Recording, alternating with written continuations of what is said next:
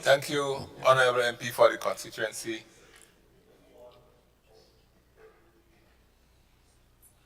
of St. John. And I now invite the Honorable MP for the constituency of St. Mark to make her presentation.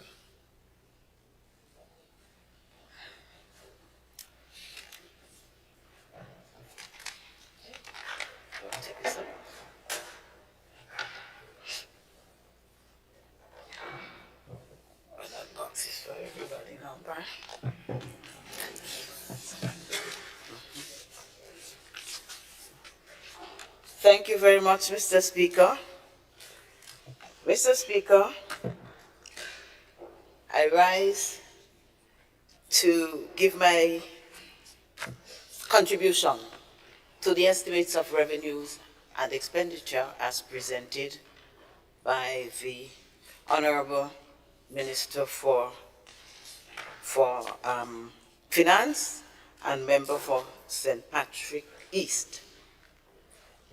Mr. Speaker, like my dear friend before me, I do intend to conduct my contribution with dignity. I do plan to speak the truth. I couldn't bring everything with me in terms of the document for the estimation of revenue and expenditures, but I do have a few pages, should it be necessary, and I beg your indulgence. These are copies of the actual estimate. And Mr. Speaker, I want to end on a note that the member for St. John spoke about us as women doing things with dignity and respecting one another. I want to echo that. And I want to say, let us not make it a this side and another side thing, because both sides have to act with dignity for women. I have committed myself to that, and I hope that others will. And I have always expressed my interest, especially in recent times, having had the opportunity to get more involved in issues of gender, violence, and all of that. And a greater awareness, not that I didn't have it before, has stirred in me, and I am committed to giving the support on either side to any one of the females as well as the males, because we all have our issues and we need the support when necessary. Mr. Speaker, so I want to begin by commending the government. I looked at the estimates of revenue and expenditure. I listened to the minister for including the increase in the minimum wage in this year's budget. I think it was an important move, and I commend them for it. So it is not all criticism from this side. So sometimes it's not our side and their side, but sometimes it's just the reality of the day. But Mr. Speaker, I only hope, because there are a number of beneficiaries, persons in the public service, persons in the private service. And I only hope that those persons in the public service, because we don't have much control over the private sector, that they get paid on time, Mr. Speaker. And I raise that concern because even now, with lower incomes, with the bi-monthly, which is supposed to improve, there are still cries out there in terms of the late bi-monthly. So like maybe by the 14th or the 15th, I'm not sure how it goes, what happens on weekends, if the weekend falls or the Saturday or the Sunday fall on the 14th. But people are saying they're not getting the money on time. and that the bi-monthly, the half-month pay is falling more into the second half of the month. And so it's not serving the purpose. And I want to believe that persons of low income will be more impacted than persons of a higher income. So just a word of caution to the member for St. Patrick East, that as we implement, as we seek to eradicate poverty, to make this country a poverty-free country, we must pay people on time so that they can pay their mortgage, so that the increase doesn't go up unnecessarily. All of these things are important factors, and I hope that I can see these things happening as the salary increases. So must the vigilance and the commitment increase so that persons are not negatively impacting. I also want to commend them for including a small sum for the continuation of the Spotlight Initiative. This project was started under NNP. A lot has been done. No, that one wasn't in the pipeline. A lot of work has been done. And your sister next to you, I hope she finds her voice at some time so that she can speak to it, because I need to hear the person who has been in the vineyard speaking about these issues. A lot has been done. And we have to speak for women. We have to find our voices. And I find that persons who were more involved have become silent. And I wonder why. But I applaud the sum.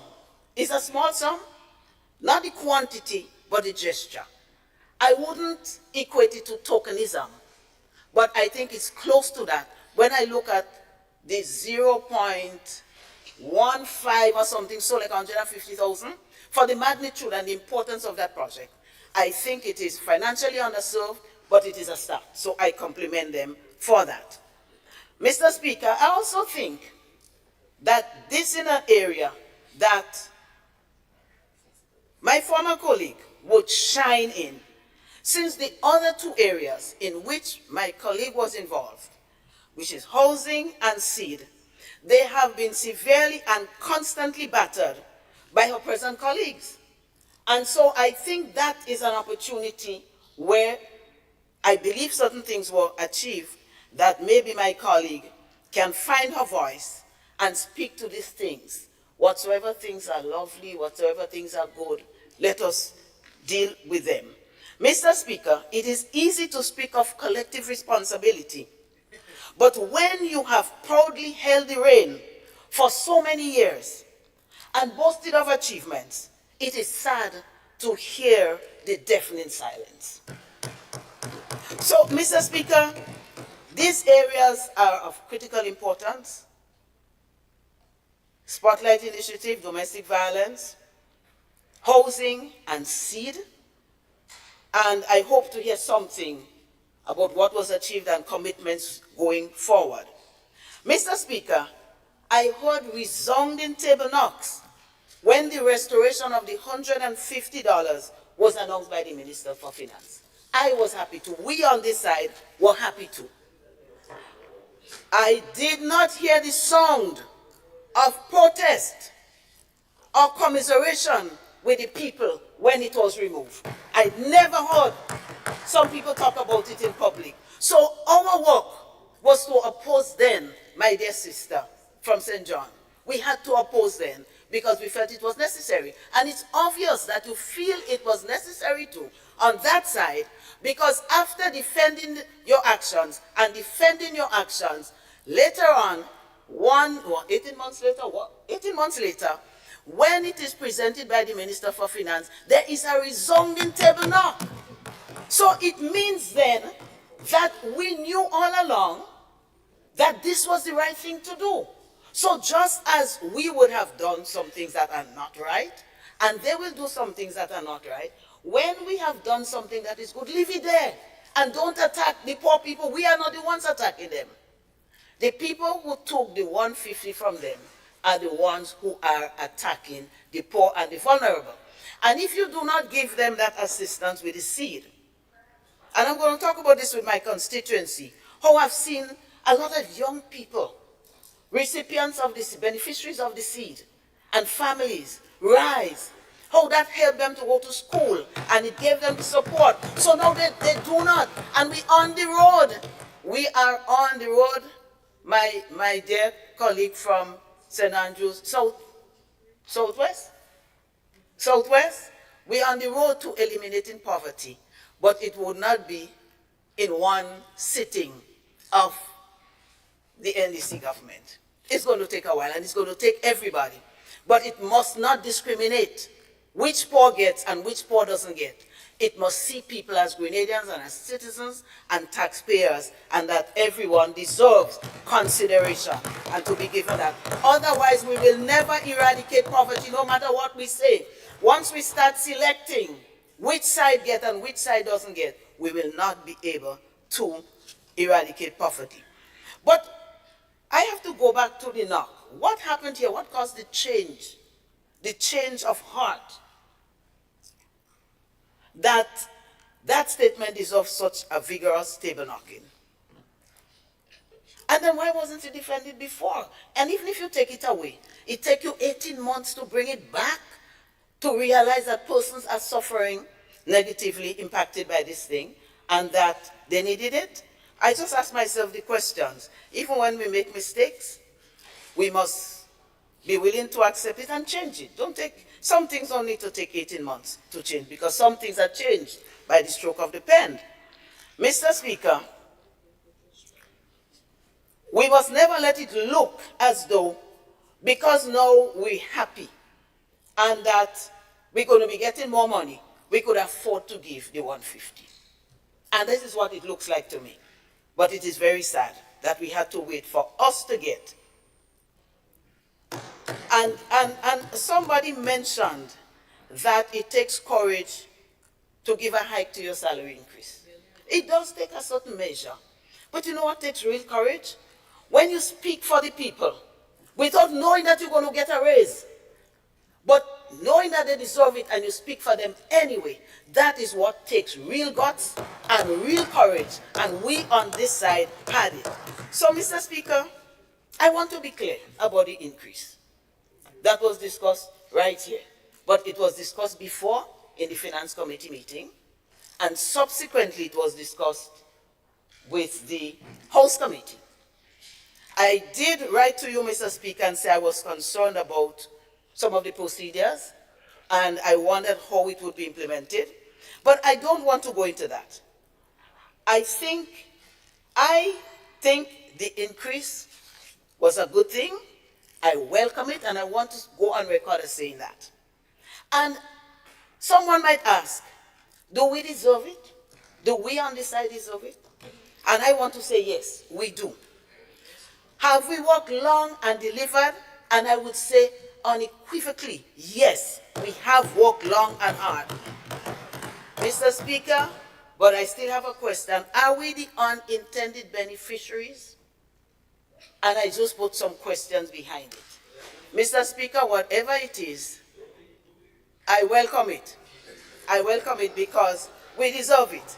And I'll come back to that again. But Mr. Speaker, I have some concerns though. I am told that our monies, our 5,000 is subject to taxation. And I am told that the members on the other side, their 5,000 is not subject to taxation. Okay, honorable members, just allow the member to continue. Allow her to continue. She is doing a presentation in a budget debate. We see where the opposition comes from. Honorable member, go ahead. Not from the members of the opposition. We see where the hostility is coming from and the arrogance, but we have to get used to it. We have to get used to it. This is an elected government that is there, and we have to get used to that. But Mr. Speaker, I am told that is 5%. And what I wanted to say, Mr. Speaker, is that we have a Minister for Finance who is going to make a second round, and I am listening to hear the explanation behind it, because I think he owes us on this side an explanation, and he owes the nation an explanation if there is a difference in treatment between this side of MPs and the other side. That's all I'm going to ask. Don't don't shoot me down. Mr. Speaker, I'm looking forward to that. But Mr. Speaker, I want to go further into the budget. And I ask myself, what is outstanding in the budget? Mr. Speaker, the most outstanding thing for me in the budget was the number of dashes I saw showing where nothing was spent for 2023 in several areas. It was loud, Mr. Speaker. Mr. Speaker, and so I ask, with all these dashes and with all the areas where a significant amount of money that was budgeted was not spent, then how are we in 80, 90, 100% implementation? I am baffled. Is it that we're looking at some projects and we say, well, that was implemented 100%? Or is it that we're looking at the service to the nation and saying all those areas was satisfied? I am still to get clear on that. So we see the dashes, and I have some of the pages to show, and it is, we also have it digitally so we can consult. And even those on the other side who may disagree with what I'm saying, all they need to do is to check it because it was sent to everyone. So I just want to do a comparison, and that is what the budget is about. Looking at what we are told, the figures that are there, the figures that have to be approved, and what we did with it. So I must go back to 2023. And I look at the approved estimates, and I look at the actual provision to see what was done with the promises that were made. In any budget, we will find, and I'm sure they might be scrambling now to see where we had dashes in 2021, 2020, 2019, COVID or no COVID, whatever it is, we had some dashes. And so we will have some unspent money. But what is troubling is the consistency with which this is repeated in the estimates of revenue and expenditures. And what is appalling is that in some of the area where the funds were not utilized at all, those were important areas for the people of Grenada, Carriacou, and Petit Martin, Mr. Speaker. With an MIT in action, with claims that they have achieved over 90% implementation, how come we have so many dashes, so many spaces, so many decrease? And let me explain something here, Mr. Speaker. Let me explain something here, Mr. Speaker.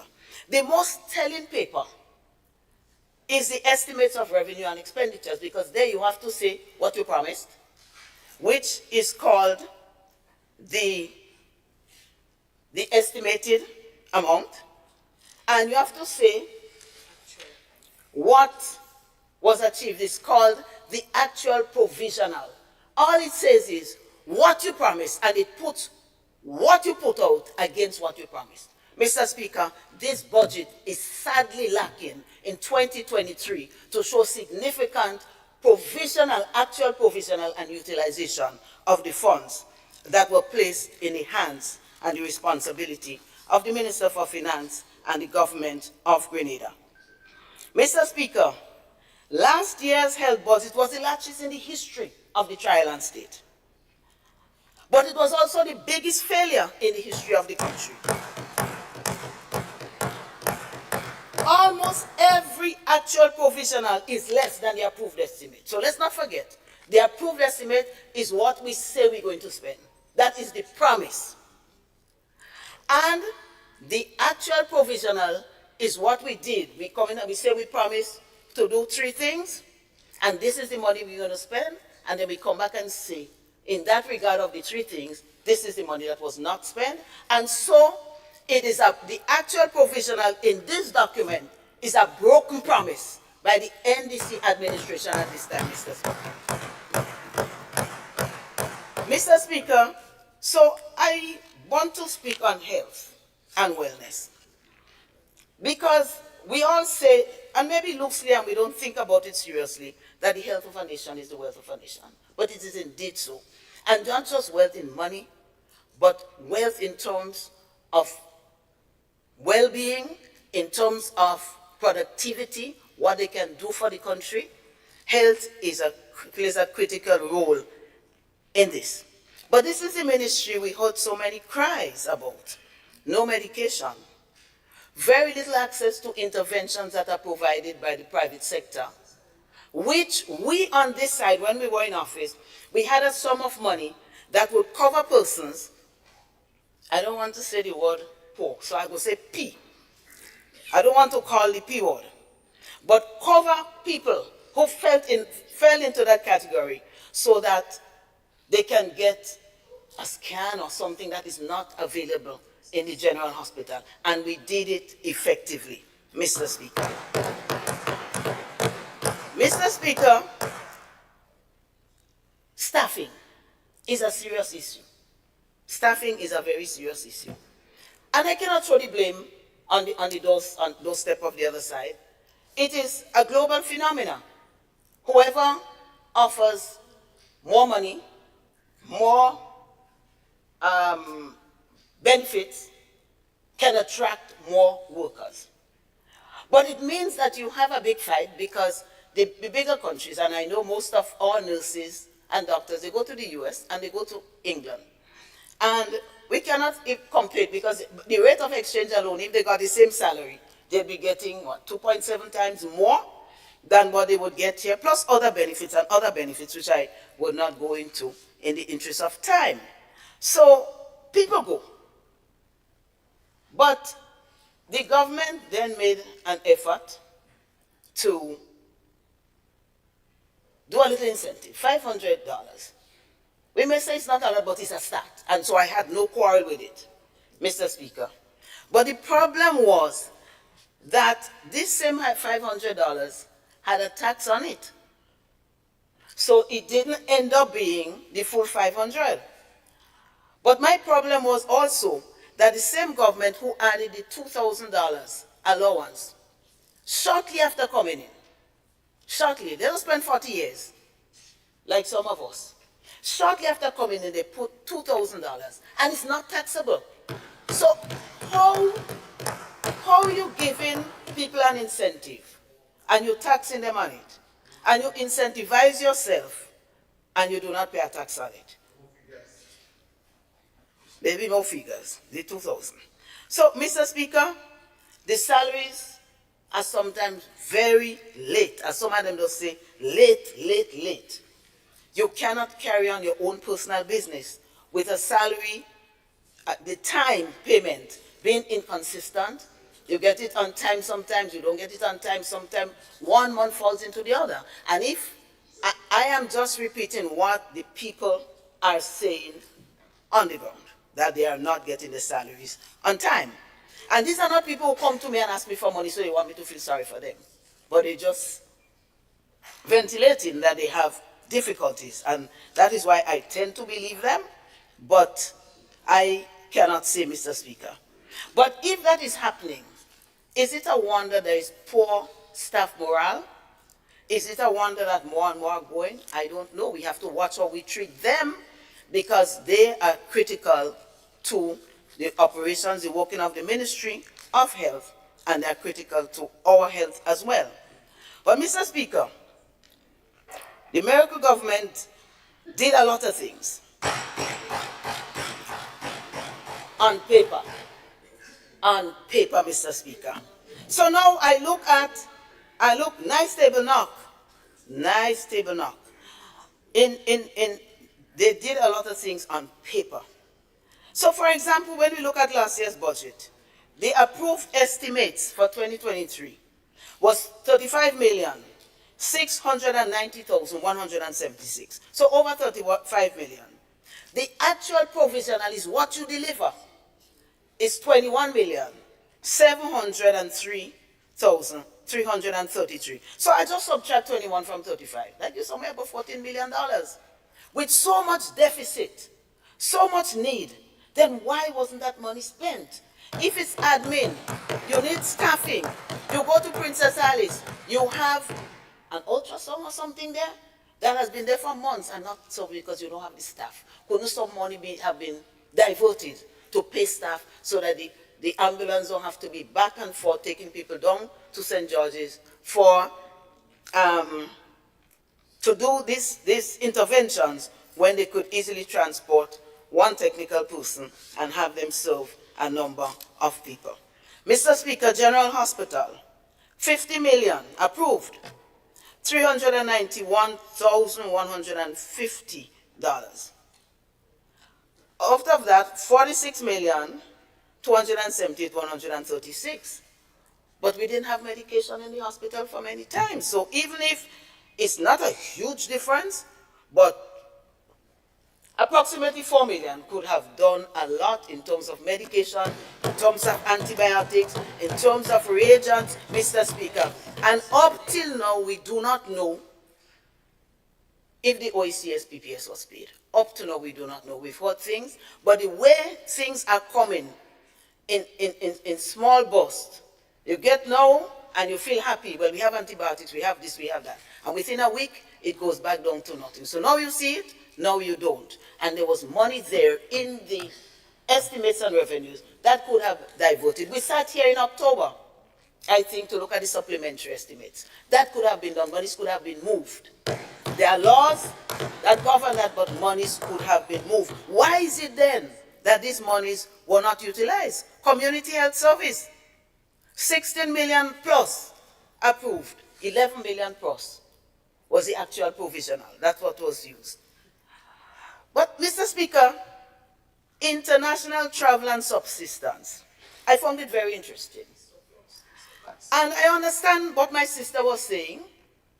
You have to travel to get familiar, to make contacts, to get things for your country. I understand that.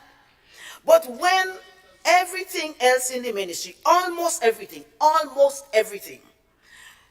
the actual provisional was less.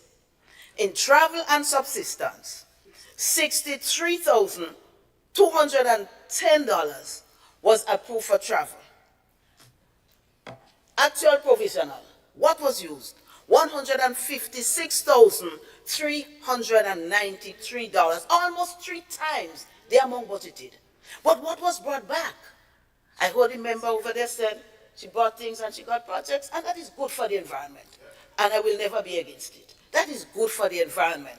We need to do more of that. We need to do more recycling and all of these things, which is not my area, but we need to do that. But when you spend that money and you go out for health, you must come back and go, you haven't paid the PPS, make peace with them, and bring back a steady understanding that there would be a flow of drugs, of reagents, and whatever they supply. But up till now, after 18 months, this has not happened, Mr. Speaker. If they have paid them, then they didn't negotiate. So maybe some good negotiator on the other side could take a trip. You have time to take a trip. Take a trip. Take who you want to take. Take who could talk for you. Go and beg the OECS PPS and bring some money with them, Mr. Speaker. We have to get out of that kind of cycle that we're in. Little bit of medication, then medication go. I repeat, there were times we had shortages, but Mr. Speaker, the scenario has never been so devastating in health as it is right now. And it seems as though there is a calm acceptance of it. So it's just words and figures, numbers big, the biggest healthcare budget. But have we used it? That is the problem. The statistics are here. Public assistance, and that again is for the people with the P letter word. I don't want to say it inside it to get attacked. Public assistance was 324,000. What was used was the $235,635. But when I did the subtraction, there was a balance of 88,365. Couldn't that do something? Pay for a scan for somebody, pay for something that they couldn't have. I mean, it's the same poor people that we don't want to talk about them, but they're there. And we're on the road to eradicating fully poverty. And I would love to see that here and in a lot of other countries. But when I check, I didn't see any country where they have eradicated it yet. But if Grenada starts and leads the way, I am happy for that. And I think it's a good idea. It's not too lofty for some of us to get up on our laurels and do things for ourselves and grow. But there are some people who have difficulties, Mr. Speaker. So I don't know if money from that 88,000 could have paid PPS or whatever, but we're still in that, I'm still in that doubt. So maybe that too could be clarified when the Minister for Finance wraps up his budget. Upgrade of health facilities.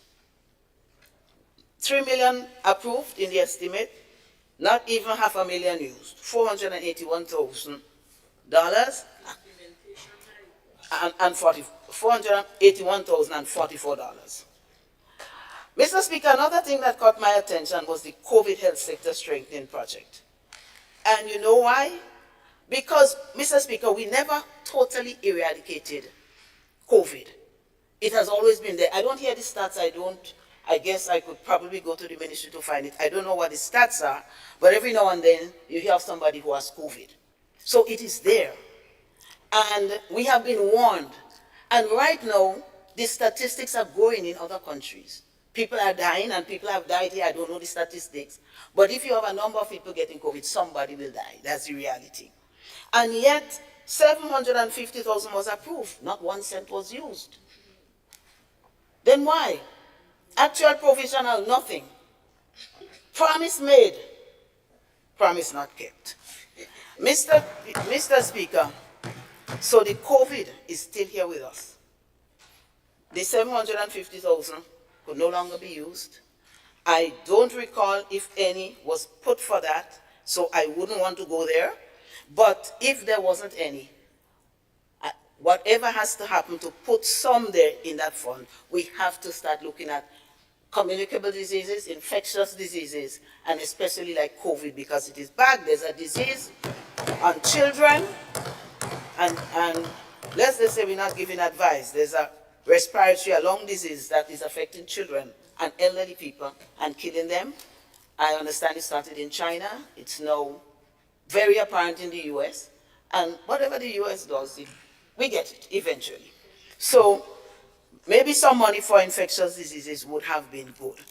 Mr. Speaker, I saw OECS PPS support, but I only saw 12,000. That is in the estimate. The little 12,000 was not used. And I don't think it could have done much. And in my unlearned way, I still have another question, if the minister could tell us what this 12,000 was for, because it can't be for medication and supplies. That is a total. It can't take us far. But, and where, in which line, under what exactly falls the payment to the OECS PPS and to other suppliers for medication. But the situation is dire, Mr. Speaker. Something very interesting. Construction of the teaching hospital. If Grenada could get a teaching hospital and a brand new hospital, I welcome it. But, Mr. Speaker, what troubles me is that if we don't take care of the problems, you know, you build a nice big house, you had problems, the old stove, the this, the that, and you just bring it in the new house. The old doormat that can wipe your foot good so the house gets dirty. Then how will we improve healthcare? If we have a small hospital and teaching, maybe the teaching could beef it up. And we cannot use these monies to improve on the health of people. Then would the teaching hospital do that? I don't know. Will you have staff for the teaching hospital? These are questions that we have to ask, and how we Honorable MP, I don't know why this light is on. How we work to keep our Speaker. staff. Pardon? I want to stand on a point of order. No, Honorable MP, she is presenting a debate. She has misrepresented some kind of facts. Yes. Because I think it would be unfair of me to sit here and listen on information regarding the payments to the OECS PPS, sorry. And I was advised that as we speak, that payment to that organization is fully paid, and there is no arrears outstanding to that institution. All right. Thank you, Honorable MP. Honorable, you may continue. Thank you, Mr. Speaker. Mr. Speaker, just to reiterate that I said we have not been given any convincing information that it has been paid. And I think it's owed to us, all of us. All of us. I heard it. But then, when you pay the OECS payers, you get a flow. Why isn't that the responsorial flow of drugs, why isn't it there? That is my only question. And I'm sure the Minister for Finance will have his day. And I don't mind sitting down and giving way to the younger ones. I will do that anytime. But the bigger thing is here, the construction of the teaching hospital, and it's in the document, Mr. Speaker. 5 million allocated in 2023. There's a big telling dash that nothing will happen. Young people, just coming all young, not one of them have a grain of gray here. All of them born after everything happened in Grenada. But that's all right. I love young people. And they know on the other side I'm very cordial with them and I have the greatest respect for them. However, a big dash. The same hospital that was touted, the promise, because we talked about promise, the promise in the campaign, the promise in the budget speech in 2022, the promise that was put under the estimates for 5 million was allocated. And again, a promise not fulfilled, Mr. Speaker, because there's a big dash. I get it in the document. It cannot be questioned about there's a big dash, so nothing was spent. Okay, nothing happens, and I think it's a good lesson for all of us, because some people think you could just jump in and fix things and do things because you have divine inspiration from above. But some things take time no matter what you do. And we have to be careful what we promise, because in the next estimate, it comes back to haunt us what we did not spend. So nothing was spent. And then I heard the honorable member for St. Patrick is the Minister for Finance say that 7.5 million was budgeted for 2024. That could happen. Sometimes you don't get what you wanted in. Because, I mean, I don't want to say anything that they might interpret as being derogatory, because I don't know that if you say somebody young, if it is, but if it is, I don't want to go there. But they're new to the situation, and therefore, it may be that you couldn't do it in the first, but you come back with it, and you have not shown us. My beef with this is not that it wasn't achieved, because I know to build a hospital is going to take some time. Designs, consultation, this, that, whatever it is. So I didn't buy that. But in any case, they did it. But Mr. Speaker, what the question I have, and the minister doesn't have to interrupt me all the time. He could interrupt me when it's really necessary, and I will give way. But what is really troubling is that he said 7.5 for 2024, and it is to do preparatory work, which includes the designs, architectural designs, and engineering designs. And, Mr. Speaker, one problem is that when you look in the estimates, you see the estimated among the approved, then you see the actual provisional, what was given, and then you see what is budgeted for the next year. But that is not in the document, the estimates of revenues and expenditure. I have not seen the 7.5 million. So when we approve it, can we approve it on the budget speech that the member gave, or do we approve it on the document that is there before us? But maybe it's under another vote. So if the minister can explain to us in his time, not interrupt and I hope I got back my 2 minutes, Mr. Speaker, not interrupt my flow of thought. If he can convince us that there's a 7.5 million for the hospital, I will applaud and I will concede. But, Mr. Speaker, more than that, the preparatory work has not been done. The designs are not there. You're doing it this year. But you say that the hospital will take 36 months, 3 years. 12 into 36, 3 years. Well, how you know? How do you know? And I mean, I was in works for some time. I didn't learn plenty. But what I learned, I well learned. You must put ideas, your concept, on paper, and then you know, well, with this architecture architectural work, anything, it's going to take so much. But before you do the groundwork, before you do anything, you come and tell us it's going to take 36 months, Mr. Speaker.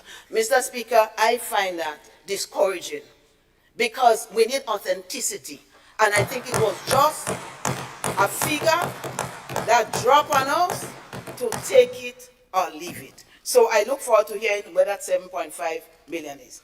Mr. Speaker, religious affairs, that is not my forte at all. However, Mr. Speaker, I just want to mention something too. On page 463 in the revenue of the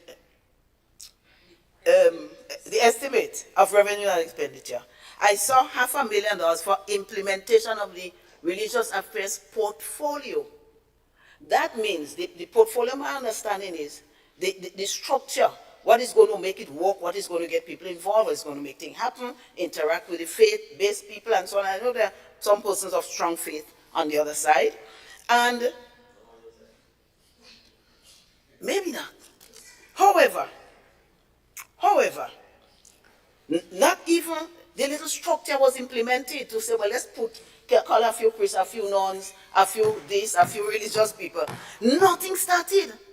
And I believe that perhaps this is one of the reasons why we're not implementing the 90% all around, as we said. Because we take out God. We take out God in the whole equation. Nothing started, but we implemented, and I want to tell my good friend, he's my good friend, he remains my good friend, Mr. Speaker, the Minister for MIT implementation. Don't only look for certain projects that start and they're easy to jump on. Take that one, really just start it from the beginning. Take that one and run with it, Mr. Speaker. We'll be happy to see it started there. So what is the government, what will they do differently in 2024?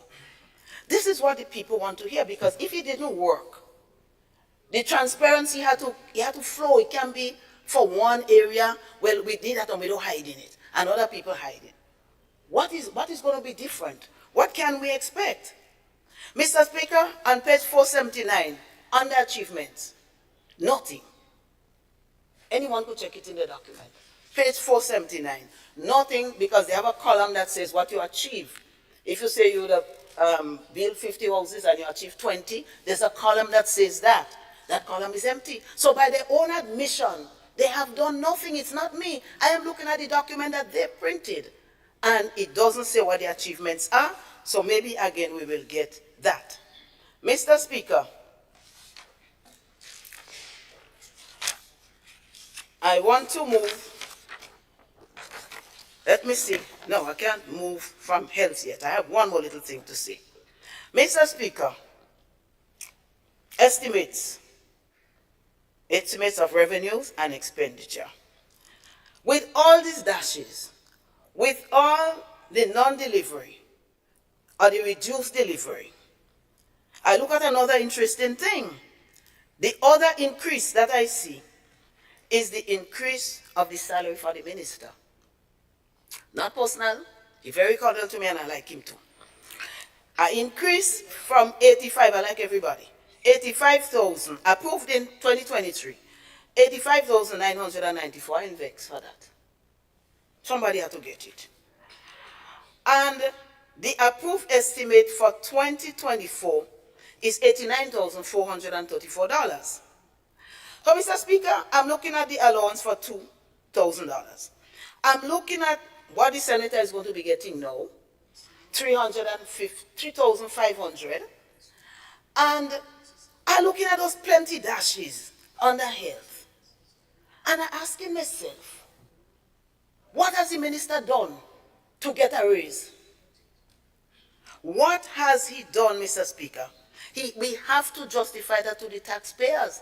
Because if you have not delivered, if people are still dying because they didn't get antibiotics in time, if somebody is dying on the Western Corridor from St. Patrick to, and that is not rhetoric, these are facts. I just cannot call people's name here. They don't have a voice here, but I have to be the voice. And others who want to be the voice can be the voices. Dying on the way in childbirth. And then you dismantle the polyclinic in St. John's in Guelph, which is a halfway point. Which is a halfway point for the people on the whole Western Corridor. because of the distance, because of the condition of the road, and a number of other things. And we know we have shortage issues, and I am saying again, we do not put it on the doorstep of my friends on the other side, but it's a reality. And so the polyclinic was built, and it was, I think, 100% completed, handed over, and it was launched. It was built to serve that side, St. Patrick, the side of St. Patrick that is closer to the western side. Maybe those on the other side, the eastern side, would probably prefer to go to, what do you call it again, Maribo Hospital. But I understand again, and Mr. Speaker, that is here on the ground, because I don't know who to speak to, because people are free to speak to me. I understand again that a lot of the equipment has been taken away and sent to Princess Alice and Princess Royal. Now, I have nothing against those institutions, but my problem is with all these surpluses, monies that were not spent, and we came here with supplementary in, I think it was October of this year, right in this honorable house. Then why wasn't some of those monies diverted to buy those equipment and beef up Guav, whatever we didn't do, because everything we do wrong, beef it up so that it can serve the western side because it's needed. But yet it was sent elsewhere, Mr. Speaker. And so I don't understand, Mr. Speaker, why the minister deserves the raise of pay. Is it that we pat him on the day and say, good job for keeping the money safe, or for not doing, or whatever? I don't know what his mandate was, but he has not fulfilled a mandate for the people of Grenada Caribbean. The minister has not even taken time off to meet with the unions. And I didn't say this, it's public, that the unions requested a meeting with him, and he has not met with them. The health system is in crisis, and instead of mended bridges, instead of building a new bridge to have dialogue with these people, the minister hiding behind the PS will give the PS the money. The minister said not him, it's the PS that will give answers to this. But when you're in leadership position, you have to take responsibility for what happens in the ministry under you.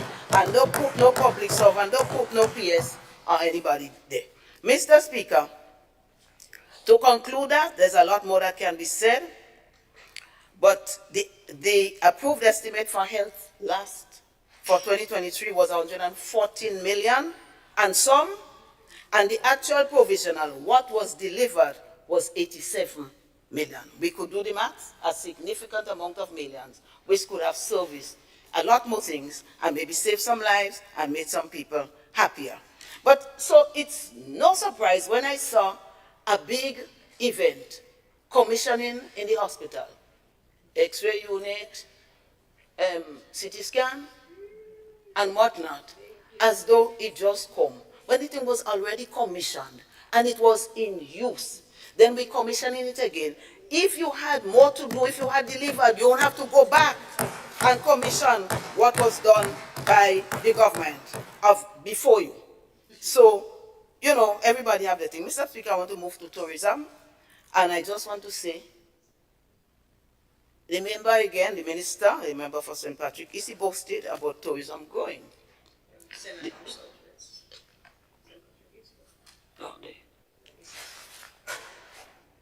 Mr. Speaker, tourism is growing, and I'm ecstatic. Anybody who has worked with me in tourism, names were called here, they know that I gave more than 100%.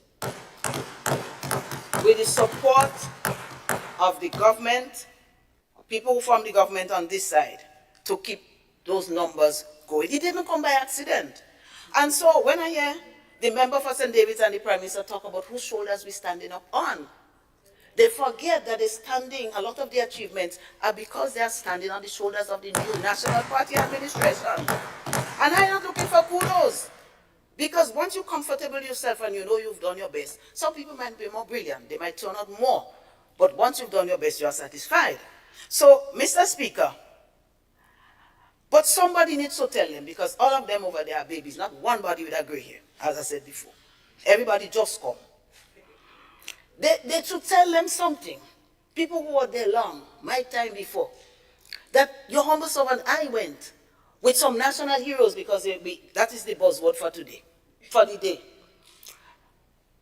Sir Royston Hopkins, the likes of him, and Michael McIntyre, that we went to face a formidable gentleman called Mr. DeLara in Miami. Everybody freed him. When I hear things about that man, how he's torn, me too, I go be had, but I went. And that time I was a little younger too, so I had a little fear. Maybe no, I might not have had that, but I was a little younger then, not one gray hair. But I went. So you on the other side, you're not the only ones who went at a young age or reasonable age. Some are younger than when I came in. But I ain't sure everybody younger than when I came in. I ain't sure, we got to check it out. But that is not the point. We went there because American was coming, I forget how many days per week. And you had to pay to play. You had to pay American Airlines for them to come. And so we went and we faced him there. And we had conversations. And the pay to play stopped. And now we have American, over the years, many, many years, American Airlines coming every day into Grenada. And not only them, not only from Miami, from Charlotte. Later they initiated it. So tourism don't just start to grow. It's not the new miracle of the day. Tourism has been growing under the new National Party. And tourism continues to grow because those shoulders kept it up. So all of those daily flights, we sit and we enjoy it and we jump a plane. As easy as it is to take a bus. And maybe many times they going on the plane have reasons and it have good outcome. But Mr. Speaker, I refuse to believe, for the example I gave, where you multiply the travel, international travel 3 times, and we can see no improvement, that you still,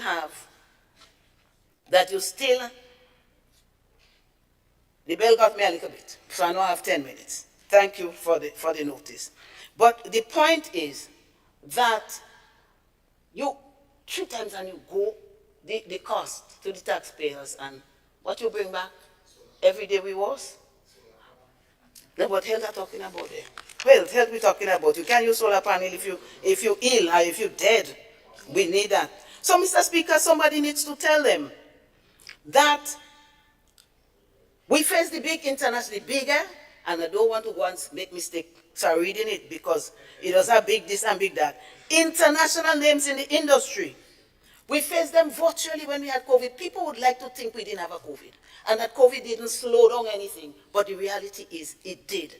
And the reality is we survived COVID and we got Grenada going again so that my beloved on the other side can still sit comfortably on your shoulders. Somebody should tell them how we started the cruise ship. I remember talking to and it's not because it's me, if somebody else I don't want to talk about it, because it's the government that gave the support and the staff. And Mr. Speaker, before I forget, I want to really compliment some very competent staff that we had in the Ministry of Tourism, some that we had in GTA, some of the private sector, GHTA, and all of the tour operators and all of the other people who took part in the tourism to see that we came back. We came back on track. So, Mr. Speaker, going back to that, when in 2021, the cruise ship said they were ready to come back, even some of the tour operators said we can't do it, we have to wait for 2022.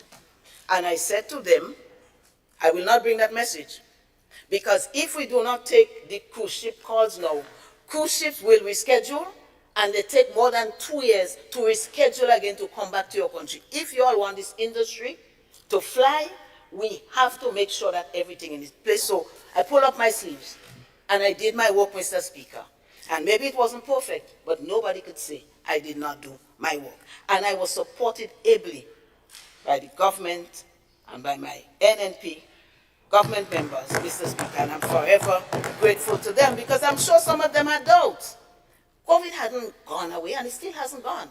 But we did the right timing. Close when you need to close, open when you needed to open. And so we did what we had to do.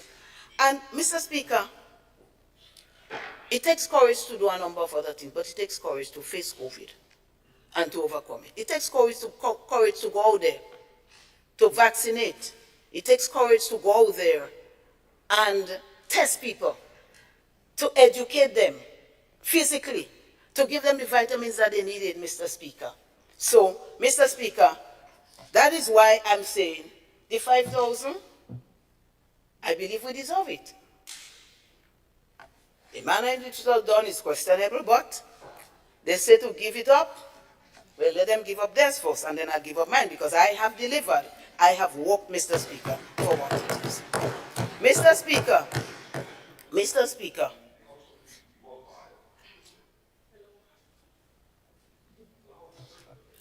Honorable, Mr. Speaker, the honorable member from Carriacou is amazed that they're getting so many cruise calls now. The main tour operator could testify anytime that every time we went out, we marketed Carriacou and Petit Martinique as a separate destination, because the cruise ships don't call in St. George and then go to Carriacou. They either go directly, is a certain size of cruise ship that could go there, and we lobbied with the smaller ones to ensure that Carriacou got. And I just think, as the little infants and the young, the young ones on the other side, you need to be told, but it could be verified. Mr. Speaker, we signed agreements with Cruise Line. Mr. Speaker, no. Just hold, Honorable MP, just hold. Please have a seat. I want to make it abundantly clear that this is a budget debate, right? And usually in a debate, the speakers give their presentation. And sometimes you are urged to respond, but you should not respond. And there is a rebuttal, right? So I don't want, I wouldn't entertain too many interruptions. It's interfering with our time as well. So, Honorable MP, Okay. I would invite the Honorable MP Thank to you, Mr. proceed. Speaker. I'll just move on. I don't know what was the upset, and I don't know what I said wrong. I just put in different words what I hear the other side saying all the time, that they're young and they're whatever not, and I respect them for that, so I don't know what the problem is. However, Mr. Speaker, it took guts, and we did it. Mr. Speaker, the Minister for Finance, in his budget statement, he speaks of growth in the tourism industry. Six Senses Resort, to be open soon, Intercontinental, Silver Sand Resort, I think they're opening today, or something like that, Port Louis Expansion Project, upgrade, and on and on and on. Mr. Speaker, I listened carefully and I went over and I read it. Not one of those projects were initiated by the NDC administration. So it's not the NDC. I just wanted to point out that to say where the jacket has to go. Mr. Speaker, I think if we are to pay service to tourism, that we must not only just talk about it, but we must build tourism with the CBI program too, as we did. Not just collect money and put it wherever, but bring in tourism investors. Work to initiate a project under your name, under your banner. And then you won't feel compelled to have to take the previous government's achievements as they are yours. Mr. Speaker, briefly on the OECS tourism competitive project, that's the fourth project up there. I'll be very brief. Again, it's easy to run with something, and it's laudable to run with it, not leave it behind. So I want to applaud whoever took it and run with it. But sometimes I hear it as though it was started there. Mr. Speaker, that project was, although it was tourism, it was under the Ministry of Finance. And so we had to wait for communication to go through them and all of that, and persons in the ministry could attest to that. However, there was long delays for a number of reasons. One, the dreaded COVID. Two, we had to tender twice. There weren't even takers on the island who wanted to take on the fort for the restoration. So the first time it went out, and a tendering process takes time, it went out a second time. And after COVID, the costs of construction escalated. And therefore, what was budgeted for the construction could not meet it. And Mr. Speaker, I am proud to say that I met with the staff of the World Bank. I took them up to the fort. I explained the history to them. We showed them all the documents that we had digitized and how this project was important to Grenada. And I begged for one, an extension, and I begged for two, an increase in the budgetary allocation, in the loan, so that we could do what we had to do and not let that project fall. Mr. Speaker, within days, the response went back to the Ministry of Finance that both requests were approved, and so my dear MIT friend, you met it in, yes, in the upstage. So, Mr. Speaker, I just want to move briefly to infrastructure. Just to say, infrastructure is a ministry that everybody dreams of. Because it's in your face. You build a road, Monkuma, it's in your face. You fix up the Emmalin landslip, it's in the face of the people. When you don't fix it up too, it's in the face, and the bother, and the problems, they build up. Mr. Speaker, I used to drive to St. George's by myself. Afraid to do it now. Monkuma has made it a little easier, but the diversion, to be honest, afraid it. And the thing about this is that this project has been there. I've heard some explanations, but the thing is that there is dire need to get this project going. Maybe the speed that the MIT has and other ministers have, they could lend it to our beloved Prime Minister so that these projects can take up speed. Mr. Speaker, I'll just suffice it to say that there are a number of projects, including the St. John's River Mitigation Project, that monies were approved for. The St. John's River Project, 13 million was approved, 6 million was used. And so this is a project that is so important, the flooding, the problems there. I don't know why, maybe somebody can explain to us. I already mentioned the Emmalin landslip, the Western Main Corridor Upgrade Project. And I just want to put in a plea here for dialogue for transport, the transport system. We know our system is private, but too many people, and I can speak with a certainty for the western side, get stuck after 6 o'clock in St. George's. And I don't know if we could go all night, 24 hours, but certainly this is not encouraging, neither for tourism, neither for employment in the city, and most people get employment in the city. And I hope there can be some dialogue between the minister with responsibility for transport, maybe government, whoever could have that kind of influence, and the owners of transportation in Grenada, so that something can happen. Mr. Speaker, just to mention briefly, the bushing has been, thank you, Mr. Speaker. I note the bell. Can I ask for 5 more minutes, please? Thank you, Mr. Sorry, Speaker. go ahead, Honorable. Okay. So, Mr. Speaker, the debushing again is something that is looked at with derision. It's not, it's a poor people thing and it's not good. But it has environmental value that I know about. And if we could get to use that bush for composting and so, I will support my sister in the neighboring parish, constituency, to work with that. I have my own composting thing that I got from solid waste, and I've always encouraged that, and I believe too much is being thrown away in that, and I want to encourage you, my dear young sister, to continue on that pathway. However, Mr. Speaker,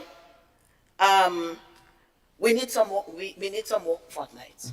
Until we get to that comfort zone of richness, we need a little more fortnight. And I am appealing that the numbers increase to take care of the interim gap until we find a way to solve all of the problems in terms of poverty.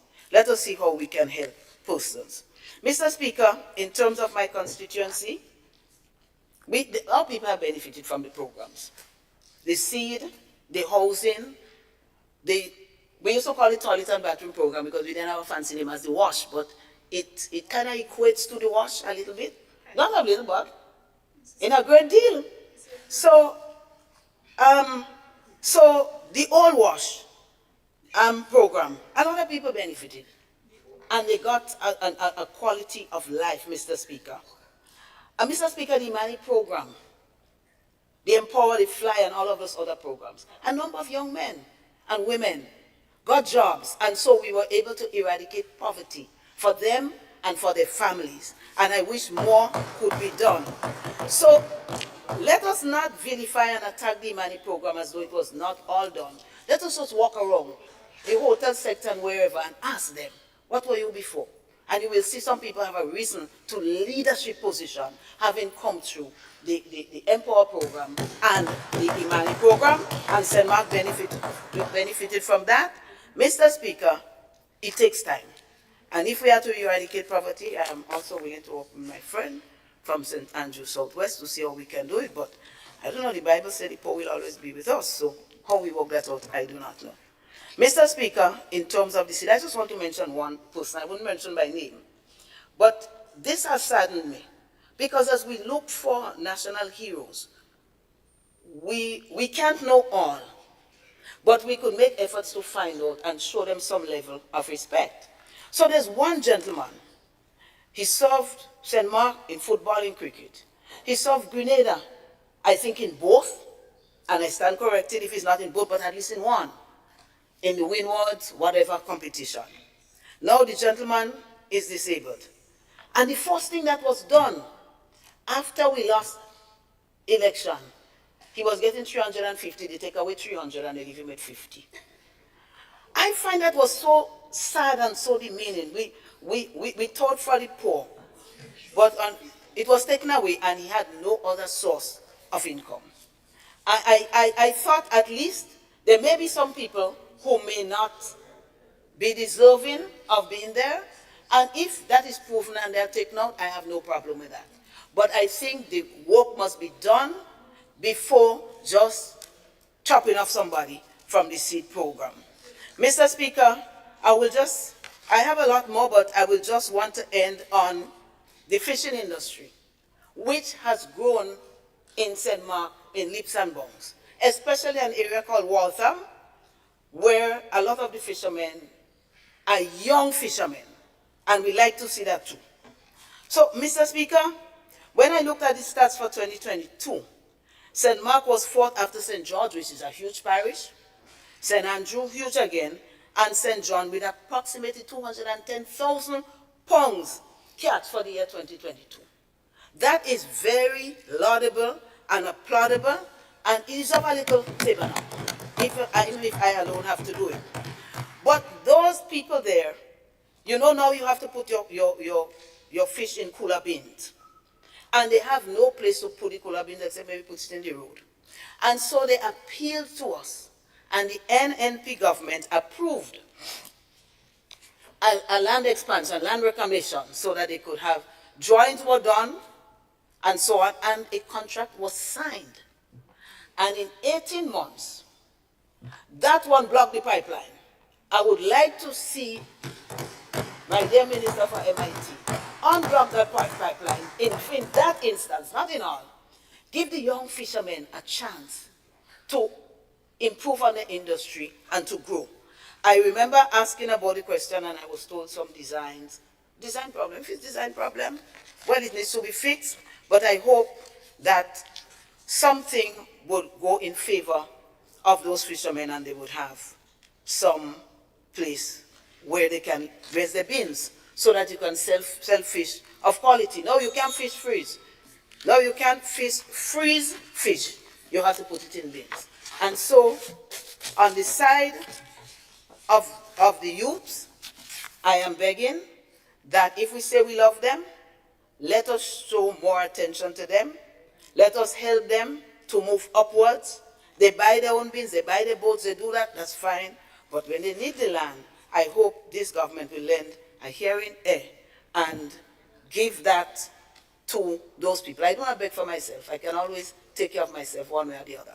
But this is a plea for them because they absolutely need it. Mr. Speaker, it has been a pleasure sharing my thoughts on this estimate of revenue and expenditure, and I thank you.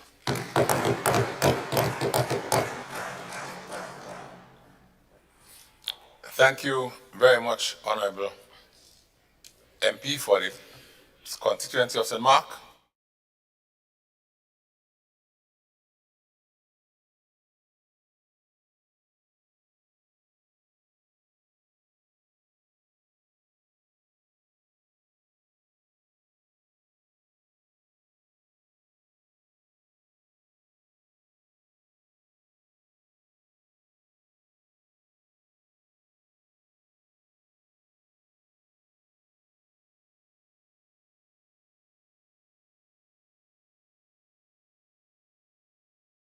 Thank you very much, Honorable MP for St. George Southeast. And I now invite a member of the opposition to present, Honorable MP for the town of St. George.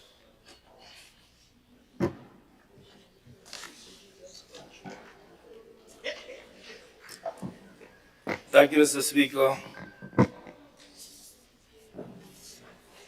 Mr. Speaker, I want to first of all thank all of those who worked hard in preparation, the ministry workers, etc., who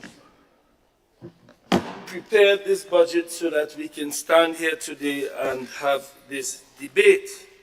Also want to thank the people of the town of St. George for their trust in me for 4 elections and having me here today. Mr. Speaker, I will address several areas. But because of limited time, I will have to cut down on some of the things I'm saying. But I know you would support me when I say, Mr. Speaker. I know that because you are, like all of us, a rural man, an agriculture man. And I've heard nothing said in this house for the last couple of days about agriculture except to pay some lip service. Even my friend who just spoke, he said what? He talked about growth and tourism and this and that. No reflection of growth in agriculture. Nothing. My dear friend, the minister, because the senior minister of agriculture, I know the junior minister is here, but the senior minister is here. And the senior minister spoke for about 5 minutes on agriculture. So I beg you, maybe you can give me some of his time so I can deal with the issue that I know is close to all of our hearts, the agricultural sector. So I will start with that. So when I get my extra 7 minutes, I will use it for something else. It was 6 minutes and 49 seconds that my friend went on for. Check it. Yes, because I need every minute, Mr. Speaker. Mr. Speaker, one of the greatest experiences I've had, and one of the things I want to say thank you to members on this side for, is making me Minister for Agriculture. Because I was Minister for Foreign Affairs for many years, tourism, but agriculture and the sector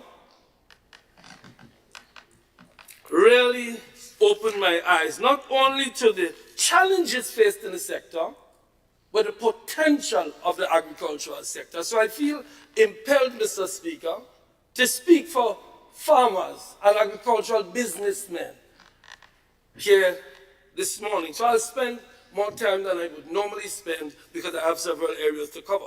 While there has been a lot of talk about transformation, little has been done over the last few years.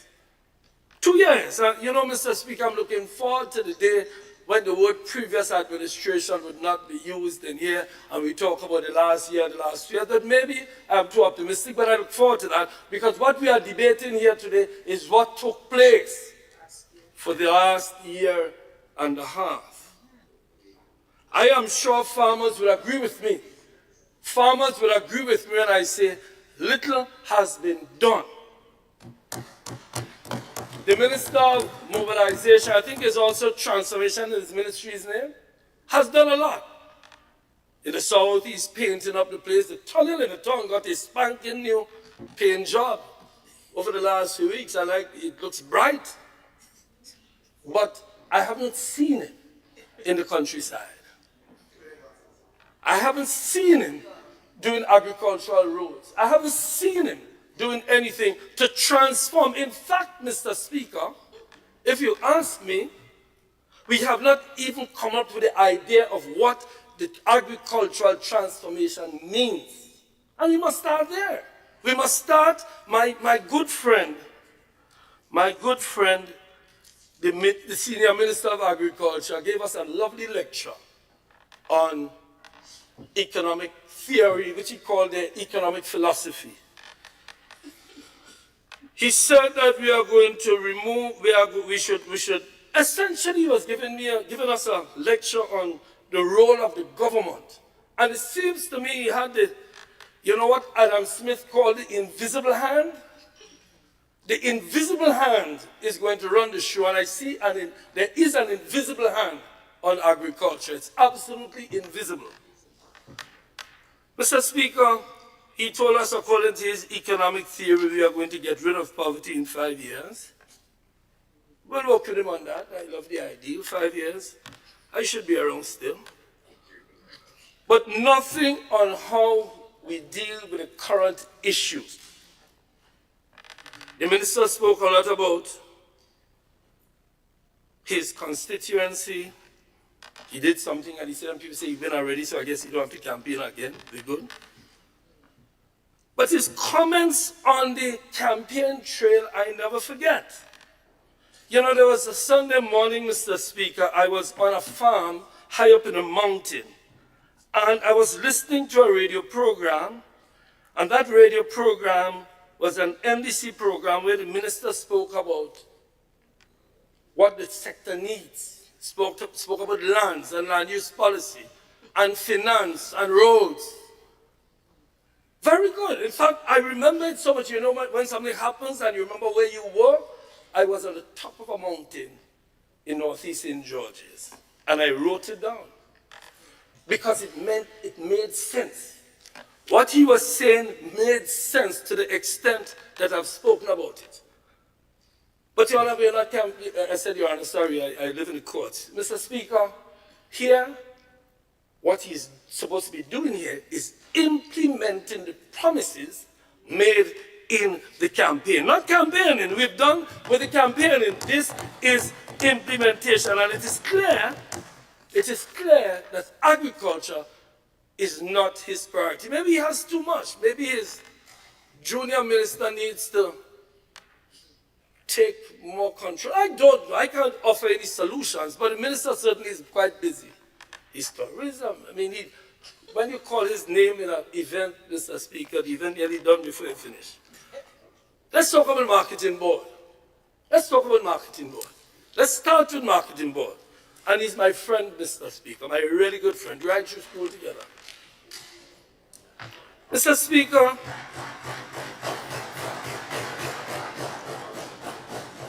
marketing board,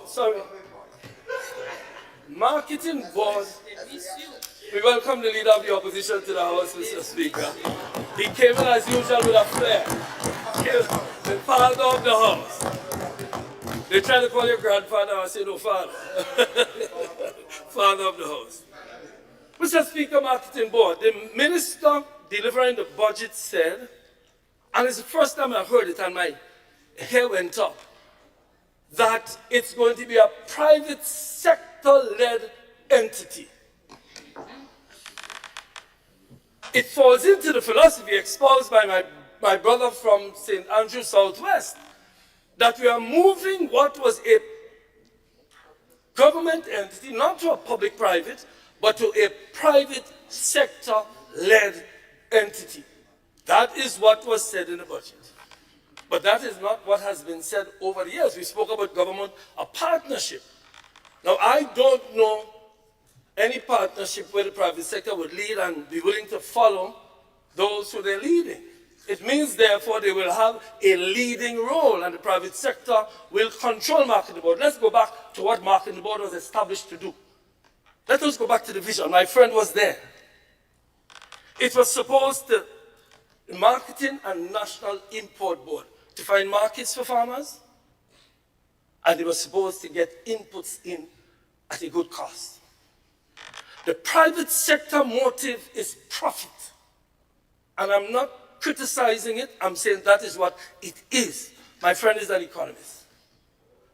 Marketing board was never developed, was never conceived as a private sector entity. In all of the consultations we had, and we had many, that was never the intent. The intent was to strengthen the marketing board, maybe using private sector principles, but not making it a private sector entity, which is what seems to be the new thinking. My friend spoke about public goods. The government is responsible for public goods. Well, that is a public good. and must be seen as a public good to help find markets and to help get cheap inputs. Mr. Speaker, the marketing board is a public good. This economic philosophy that seems to be driving agriculture is going to lead to the demise. Why? And I'll come in a while to the government farms and that issue of the idea of a private sector-led marketing board. I know there are members on the other side who would not agree with that. Mr. Speaker, I remember spoke glowingly about going to Boston, meeting a man in Boston who is the biggest bread producer in Boston, and coming back and getting airlift. We have, you outlined them, we have JetBlue, we have American, we have... And he praised the airlift committee for finding airlift so that tourists could come to the hotels. Splendid. In fact, when the member here was Minister of Tourism, we had conversations about it. I myself was Minister of Tourism for some years. Great news, more flights. But is there an airlift committee for agriculture? Is there anybody in the agriculture looking for markets and finding space on the plains so that farmers can get their produce exported to countries that they are in demand? I haven't heard that from the member. We need tourists to come to Grenada, to the hotels, of course, to eat. Tourism is extremely important. But we also need to increase exports. But then again, my friend from St. George's Southeast, in mentioning growth in all the sectors, mentioned not the agricultural sector. So I guess that is not something we are looking at. Agriculture is now going to be, you know, an outside child, as it were, of this government. Mr. Speaker, the House heard a lot from the minister, but heard little on that issue. Mr. Speaker, another vexing issue, land use. The members on the other side speak about it. Mr. Speaker, when I was Minister of Agriculture, Cabinet approved the National Land Use Policy. The legislation was in process of being drafted. This is a critical issue, Mr. Speaker. We only have 80,000 acres of land in Grenada. Only a small percentage, maybe 10 or 15%, belong to the government. Mr. Speaker, we signed an agreement with a well-qualified Grenadian to map out all the government lands, an issue that was raised. Where is government land? There are some people, you don't know where government land is. In fact, you have a story going on saying government people in the Ministry of Lands is the only people that know could hide land. Because when they tell you, look, government land, they may come out and say, gone. They don't know where the land gone. Because nobody has a clear view of where government land is. If we had an agreement to do a proper assessment of land, nothing has been done in my understanding. Of course, when new governments come in, they like to pretend the world starts with them. So rather than going back to see what was done and try to build on it, you scrap everything you're doing because you love to say the mess. There's a word that is being used, Mr. Speaker. I don't want to use it, but I heard you here too much over the last couple of weeks about the mess. I don't like the language. I only use it to say we should stop using it. We had problems with it. I only use it to say stop using it. What you met was a government working hard to fulfill its own mandate. Mr. Speaker, we need to do something about land use. Mr. Speaker, the land bank project. We trained 38 persons who applied for government lands in Grand Bacalet, in Diamond Estate. I remember speaking to my colleague here day after day about Diamond Estate and the fact that we need to get people. You know, there was an old saying during the days, Minister, I remember back in the days when you say idle hands plus idle hands, you remember that? That is what you're trying to do, Mr. Speaker. Find young businessmen to give them lands. We trained 38 people. Reports are that nothing has been done. In fact, I hear there's a road in Bacalet that needs to be repaired in order for the people to access the Bacalet lands. Get it done. Get it done. Mr. Speaker, the land bank program is well underway. Yet people come here and keep saying nothing was done. That is not how we build a country. Acknowledge what was done and build on what was done. That is how we build a country. Mr. Speaker, we need more energy in the Ministry of Agriculture. And a lot of these plans were left on his desk. If the minister would find a little time to visit the Ministry of Agriculture, maybe he will see all the plans that we have developed for all these areas. Visit there when you take a little time off your busy schedule. Mr. Speaker, on the land bank, we had an arrangement with private sector. Remember, if the land bank project is going to succeed, you must include the private sector. We met with a gentleman, Mr. Leroy Nichols. I can call his name now. To use his land, he agreed to put the tractors, he bought tractors actually, to work with us on the land bank project. Mr. Speaker, well, I know Mr. Nichols has now sold that land for the hospital that is going to be started this year, 2024. The hospital started, I think he said January 2024. But you can find other private sector people, but they need assurances. The land bank project needs to get going. Mr. Speaker, farm roads. Mr. Speaker, I see that the $27 million World Bank project. Nothing spent, if anything, as more. I mean, I don't know. You talk about the implementation rate. Where's the Minister for Implementation? 90%. 90%. But in agriculture, how much we had in agriculture? Let me just check the numbers and see. In agriculture, you spent only $16 million out of a $39 million allocation. 16. I have a mathematician, maybe the leader opposition could help me with that, but that's less than like about 40%, 30%. Yet you stand and say about 90% implementation rate. Well, go read the numbers. Read the numbers, it's here.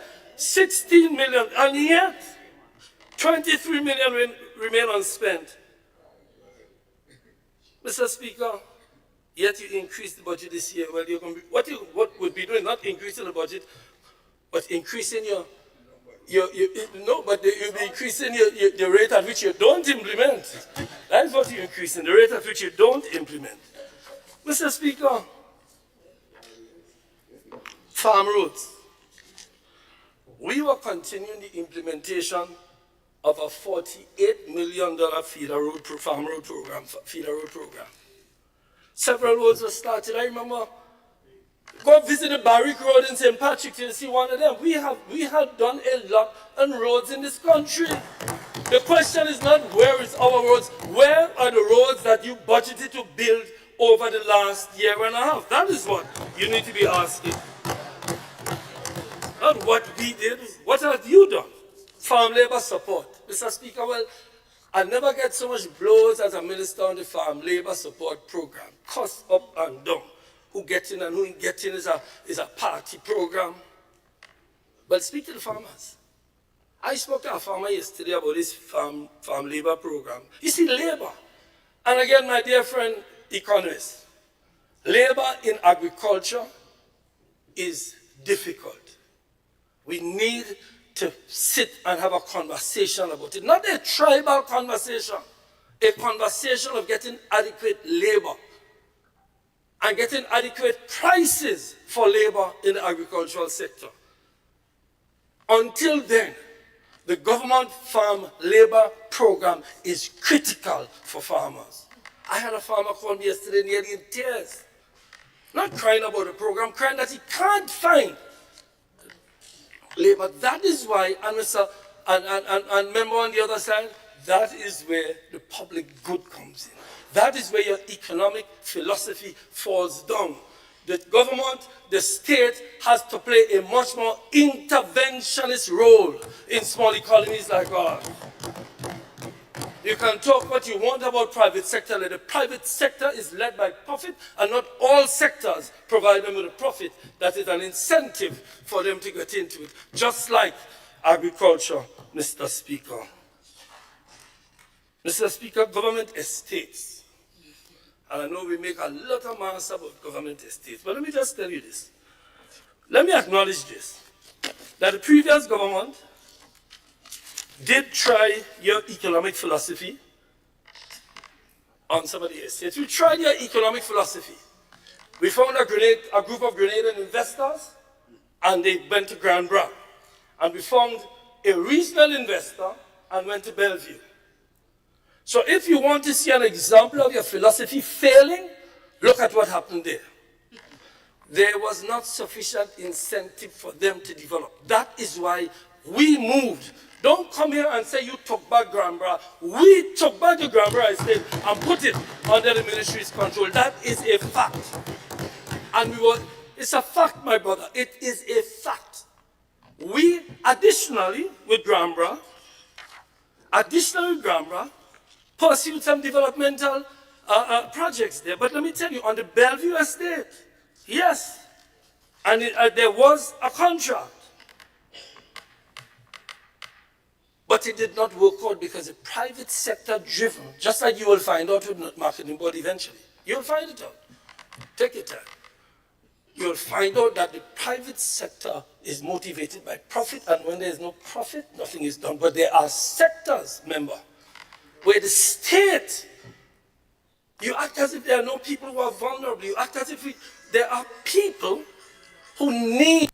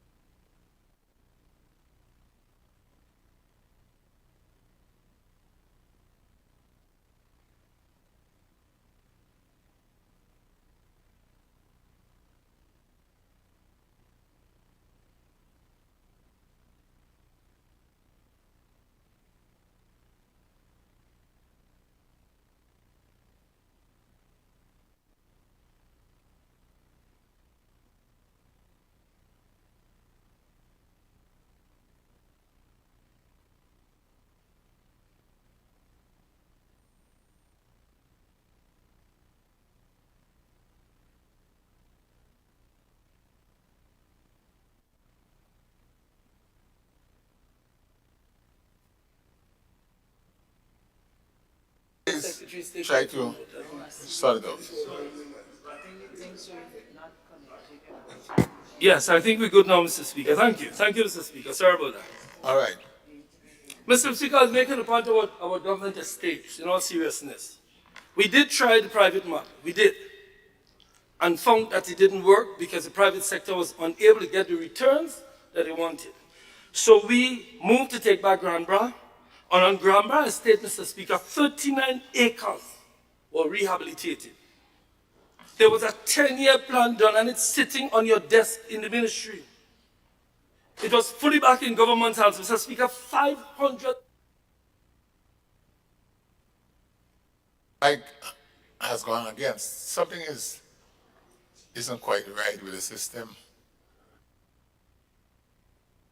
Testing, testing. Testing.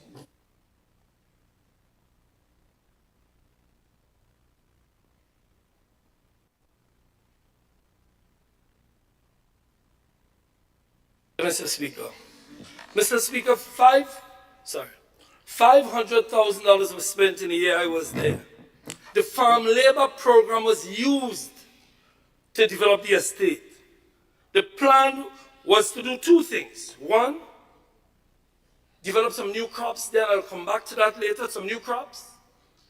The way soursop was found and soursop has become a major economic item, we'll have the same thing. Secondly, Mr. Speaker, with Bellevue, I know the Nutmeg Association has been looking at that for years because apparently it's one of the best places for nutmeg germplasm. I don't know if, Mr. Speaker, that is correct, but that is what I was told at the time. So there was an effort to get the Nutmeg Association to work with the ministry. And these are things you can continue. There's nothing sinister about it. Similar plans were in place at Mount Rule. We went to visit Mount Rule. We recognized the difficulties at Mount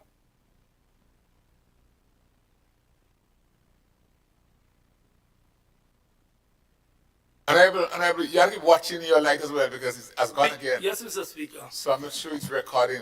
I don't. Somebody must have a thing there, President. Someone not President. Is it okay, Mr. Speaker? Okay, no, Okay. you gotta keep looking at the lights every now and then. So, Mr. Speaker, we had the government estates were looked at and we were making a determination. The first thing was that we need to take it back into government hands, and then we are going to determine what to do with it. And the plans are all in the ministry. They are all there. And I am amazed, Mr. Speaker, I am amazed that you would act as if you took back Granborough Estate and you were going to do something about it. In fact, Granborough has gone back to the state it was before then. Ask the workers in the ministry, check extension. MIT, you go to the place yourself. Don't be grumbling over there.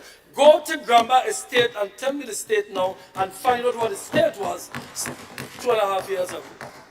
Mr. Speaker,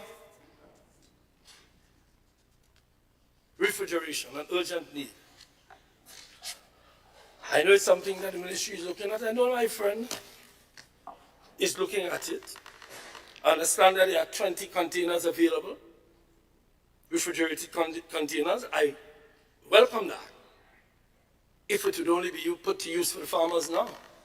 Being available is not sufficient for the farmers. They need refrigeration. And of course, you can come back and say we needed to do more. And of course, we accept that we need to do more. Just like in 5 years' time, somebody will tell you you should have done more. That is the nature of development. But there's a question. Maurice Bishop International Airport needs refrigeration down there. Because many farmers are complaining. They bring their products to the airport. The plane is delayed. Or the flight is cancelled. They have problems. So we need the government to look at refrigeration, particularly for perishable goods. That is something we recognize the need. We are looking at it, and I'm sure you recognize the need, but your job is to get it done. You have that mantle in your hands at the moment. Let's talk about exotic crops for a minute. You know, the lesson of soursop. You know, soursop, in a sense, we're treating it as if it was an accidental find. Soursop has become one of the main economic drivers in the agricultural sector. I know my friend, the minister, I'm not sure if you call him junior or whatever, Minister of Agriculture, he himself is a farmer. He knows. He's been in the sector. But we must try to maximize the soursop crop. You know, soursop and the anonas, you call them, Grenada is the only country that can export these products into the United States because of the work of the Ministry of Agriculture. Soursop, sugar apples, and a whole other group of them, they can get into the U.S. market because of the work of Thaddeus Peters and other people in the Ministry of Agriculture in the pest control, pest management unit. Mr. Speaker, less than 1% of the soursop market in the U.S. is supplied by Grenada. Less than 1%. The numbers indicate that there is we are supplying about 550 metric tons. The market can take 100,000 metric tons. Done properly, we have a potential to earn, according to the experts, up to $800 million with soursop in the U.S. market, because now soursop is seen as some, you know, you go to China and get soursop leaves. Soursop is seen as a new crop that can help you with health. They talk about cancer treatment and all of that. We need to focus on other exotic crops. Sugar apples, there's one named Abui, Santal, Landsat, you know them, you're the minister. These are products that we can grow in Grenada. You see, the transformation we speak of, what we should look at are crops that can give us high yield, high income for small spaces. We don't have large land spaces. I don't know how many times I have to say that. Look, and the topography is not one that can deal with mass production. So we need to find crops that can give us high incomes with small spaces. Soursop is one of them. Sugar apple could be one of them. And what we decided was to do a study, and you can go to the ministry, Minister, and you'll see it there. You can speak to your extension people. Granborough Estate was earmarked by us, and we started the work to make Granborough Estate the place where we will study the soil requirements for these new crops. Agriculture takes time. We need to grow sufficient of these crops to gain the income that we could. And there's a gentleman in St. Andrews, I'm sure the minister knows him. He's willing to pilot the project, and we'll enter into a public-private arrangement where he will grow these crops, and we will study the ground, because apparently the Granborough conditions are very good for these crops, so that other farmers can come to Granborough and see how to produce. Mr. Speaker, I want to give credit to the people in pest management, the Thaddeus Peters and his team. They worked with the USDA and worked with the FDA in order to get access to the market. I know countless farmers are reaping the benefit of their work. Honey production, well, we did some work, and the same pest management unit did some work to get Trinidad to accept through the CAFSA arrangement. But unfortunately, there are some political obstacles. I hope the Minister of Foreign Affairs will be pressing it every time he gets a chance to meet the Minister of Foreign Affairs of Trinidad and Tobago. We did try, Prime Minister Mitchell on this side, did try with Prime Minister Rowley. But Prime Minister Rowley, maybe he needs to do what Prime Minister did again. When he visited Trinidad, he gave Mr. Rowley a gift of a bottle of honey to show him that we can give them good Grenada honey. But it is something that the honey farmers in Grenada are eager to get access, and Trinidad is blocking it. And I urge the Ministry for Foreign Affairs to look at that. Mr. Speaker, these people in pest management unit work quietly in the background. I just want to give them the credit they deserve. Cannabis. Cannabis seems to be a flagship product. I don't know. I said last year, I repeat it. Legalization of cannabis is a complex matter. I know you campaigned on it, you're going to legalize. In fact, most people believe it would have been legal already, it would be legalized. You said legalized because we were saying decriminalized. Since then, you have cautiously walked it back. I see you walked it back cautiously. The promise to legalize. No, you're talking about legalize for medicinal purposes. You're talking about decriminalize. I know. Politics is that. You make a promise, you overpromise, you have to walk it back. People will understand. Just walk it back a little faster and let's get what could be done. And this is what could be done. The reason why there's a CARICOM commission on cannabis is because all CARICOM countries are aware that this is a complex matter. Legalizing, you're talking about the banking industry, you're talking about a whole heap of matters. It is complex. We simplify it. You know, politicians like to simplify people so they take what you say. What we need to do is to agree on what can be done. And what all CARICOM countries have done is to decriminalize a small quantity. And you don't need to do any work. I see you have a budget for it again. You know why you don't need to do any work? Because the legislation, Mr. Minister, is on your desk. And if you can't find it on your desk, ask the Parliament, because it was laid in Parliament several years ago. So do not make it sound like you're inventing the wheel. You are not. It was laid in the Parliament to decriminalize small quantities, because that is what the CARICOM countries, particularly the OECS countries, agreed on. But you went out and promised people you're going to legalize, so let's see you do it. I think you have 3 months, you said. It's 3 months, the first 3 months of next year, bringing legislation. You don't need 3 months. You can bring it tomorrow. It's there. Sitting on your desk. And another vexing issue I have heard nothing about. And Mr. Speaker, I told you I have to speak a long time on agriculture because the farmers have not heard anything. So I will speak for the other side on agriculture too. Pretty last, Mr. Speaker. I quoted my friend, I see my friend last budget, my friend the minister. Well, when he was speaking, I thought he was actually going to declare war, you know. He said, watch now. We're going to, I can't find it here now, but we're going to fight them. We ain't thinking of bones on it. The language was quite Make no bones, and we won't mix anything. Madam, yeah, they talked about pre-deal last year. Of course. Of course. He spoke very aggressively because he knows. In fact, he said that he knows what it is to walk out his house and see pawpaw that he planted. He used to plant some nice pawpaws. The pawpaw is missing. The question is not acknowledgement of what pre-deal last year does, what has been done. There was a promise last year.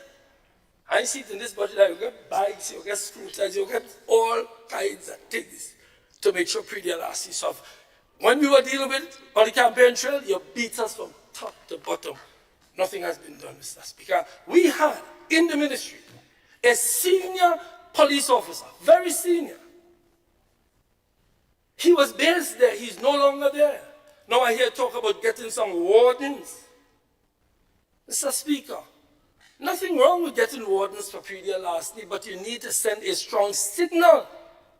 You need to send a signal to the farmers that you are going to treat this vaccine issue seriously. So, Mr. Speaker, I have not heard a report on it. One farmer he advocated once, Mr. Speaker, you may have been there in one of the meetings where I think it was Nutmeg or Cocoa, he said we should arm the farmers. Farmers have been talking about getting armed. I had to beat it down and say, no, too many guns in circulation, I already have enough problems with that, we have enough problems with that. But that expressed their frustration. I know we're talking about drones and we're talking about, there's a conversation that always goes on. Mr. Speaker, we need to get a report as to what has been done in the last year and a half on pre-deal larceny. The farmers have heard nothing. The budget was presented, nothing. The minister spoke, nothing. Well, poultry is another one. The vaccine issue must be addressed, and I know we need to hear about what's become of our poultry policy. We need to hear it. I'm not here just to criticize. We made errors. There were things that we should have done that we didn't do. You can't just keep saying over and over, year after year, what you inherited. It is yours now. You do something about it. It is yours. Former Minister Dabrio, he met with Caribbean Agro many times. He was trying hard to get Caribbean Agro. But of course, there is a legal issue. I'm sure members on the other side are very much aware of that. There's a legal issue. You made it sound very simple, like you did with Clarice. It's very simple. Let's just deal with Caribbean Agro, get them to bring the price. A year and a half gone. We need to hear what is happening. This is both an economic issue and a health issue. Because Grenadians must eat protein. So we must have it at a price that is affordable to the people. But we must also have it at a price that the people who are producing it can make a profit. And if the feed prices are so high that the price of the meat gets so high, then it's a problem. In addition to the fact that we are members of the WTO, we just can't ban it, but we try to simplify. Politicians try to don't treat people as if they understand. We try to simplify it and make people believe we could just produce poultry, all the poultry tomorrow for the country. Let us have a discussion where we solve the problem. Similarly with livestock. We need to maximize local production. And in all of this, Mr. Speaker, I want to go back to something I said earlier. When we say transforming agriculture, what do we mean? What are we transforming from to? You have to give people a vision. If you have to take me to the promised land, you have to show me what the promised land looks like. Why do you believe people want to go to heaven? Because they have a view of what heaven looks like. So too much transformation. What does it mean? So a man paint the floor, a man paint the roundabout, he put on some flowers, and he transformed the area. Nonsense. Tell me what you mean when you come here and tell the farmers you're going to transform, particularly when you spend $23 million less than the government gives you to spend. We're transforming. If you don't know how to spend it, you can ask us how to spend it, and we get that done momentarily. GCM, Mr. Speaker, I have to move along. I want to congratulate GCA and GCN, because I hear you're doing some good work with your agro, your added value, as the industry calls it. that you've now set up the Bolio agro-processing. Am I correct? That is going well. So don't take the credit. It's GCA and GCNA. Mr. Speaker, talking to. I want to congratulate, through you, Mr. Speaker, the associations for the good work they're doing in agro-processing and adding value. And I want to urge the government to assist you in boosting raw material production. I think that's the big issue for now. Boosting raw material production, because you have more sales than you have material to offer. In other words, your demand is higher than your ability to serve that market. So the government, this is where, again, my friend, with your Adam Smith theory, that is where the government needs to intervene with maybe Bellevue Estate and other estates. That's where your economic philosophy of private sector, the state needs to come in and help, just like they help tourism. There's a whole ministry of tourism, and what services the private sector in tourism in? There's a whole tourist board that services the private sector in tourism. Where is that for agriculture? Mr. Speaker, so I want to congratulate but Mr. Speaker, the vaccine issue of merger is still there. I don't want to go down that road now. That's a long debate. I still believe personally it's in the farmers' interest on the merger issue. And I know there are many farmers who believe that, but there are some issues there that will take you some time. So I don't want to touch that. So Mr. Speaker, all in all, I say that agriculture must be given more attention. The entire debate for the last 3 days went on. I looked at the presenter speaking about food security enhancement and all of that. The $27 million has not been drawn down. You speak about implementation. Now you're complaining about why you can't implement when you beat everybody left, right, and center. There are challenges. Acknowledge the challenges and stop talking about what you inherited. You inherited a project valued at $27 million. Spend it so the farmers can have better production. That's what you inherited. And you inherited that. Quick to talk about the M that you inherited, but not the monies you inherited to make you do all the things you can do, but you're not doing because you have a bad implementation rate. I know where the 90% come from. The farmers not seeing this. So, Mr. Speaker, I've spent half my time on agriculture because I believe we owe it to the farmers. Because when I heard my member talk, the member speak about growth in all sectors, but not agriculture, I switched and said, let me try agriculture. First of all, the farmers know at least we're here listening. As I finish on agriculture with what I started with. I am grateful for the assignment I got from the Prime Minister at the time to go to the Ministry of Agriculture because it opened my eyes. Previous to that, they used to call me a tongue boy. No, not no longer a tongue boy. I try to balance off the thing. And my friend knows that I understand the rural economy. And the rural economy, the poverty you speak of, my friend, the poverty that you intend to eradicate, you can't do that unless the rural economy, particularly the farmers and workers in the sector, are themselves treated as important and worthy of becoming businessmen to take advantage of the things that you need to do. So I just want to say that, Mr. Speaker, and move on. I want to go on a little bit to foreign affairs, because I know I'm running out of time already. Mr. Speaker, a long time I used to get 2 hours, so I think I used this 1 hour thing. Mr. Speaker, I will start with diaspora. In 2008, when I became Minister for Agriculture, for Foreign Affairs, sorry, I called our diaspora community, and the record is there, the 16th constituency. The 16th constituency. Those were my words. I did that, Mr. Speaker, because I believed and continue to believe that Grenadians living outside of Grenada form a serious part of our economic landscape for development. Mr. Speaker, I have resided in London, spent about 5 years there, New York, another 10 years, Canada, 5 years. I know the diaspora. I live in Trinidad and Tobago. The further Grenadians go, and I repeat what I said many years ago, the further Grenadians go from Grenada, the more patriotic they become. That is a fact. Mr. Speaker,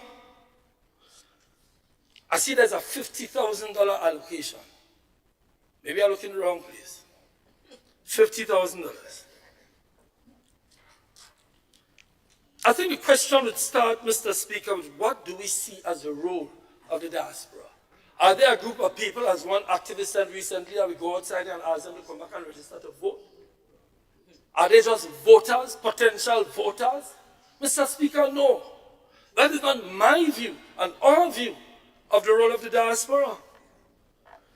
Mr. Speaker, during the last administration, like you like to say, we contracted the IMO, the UN organization, to outline a plan to integrate the diaspora in national development.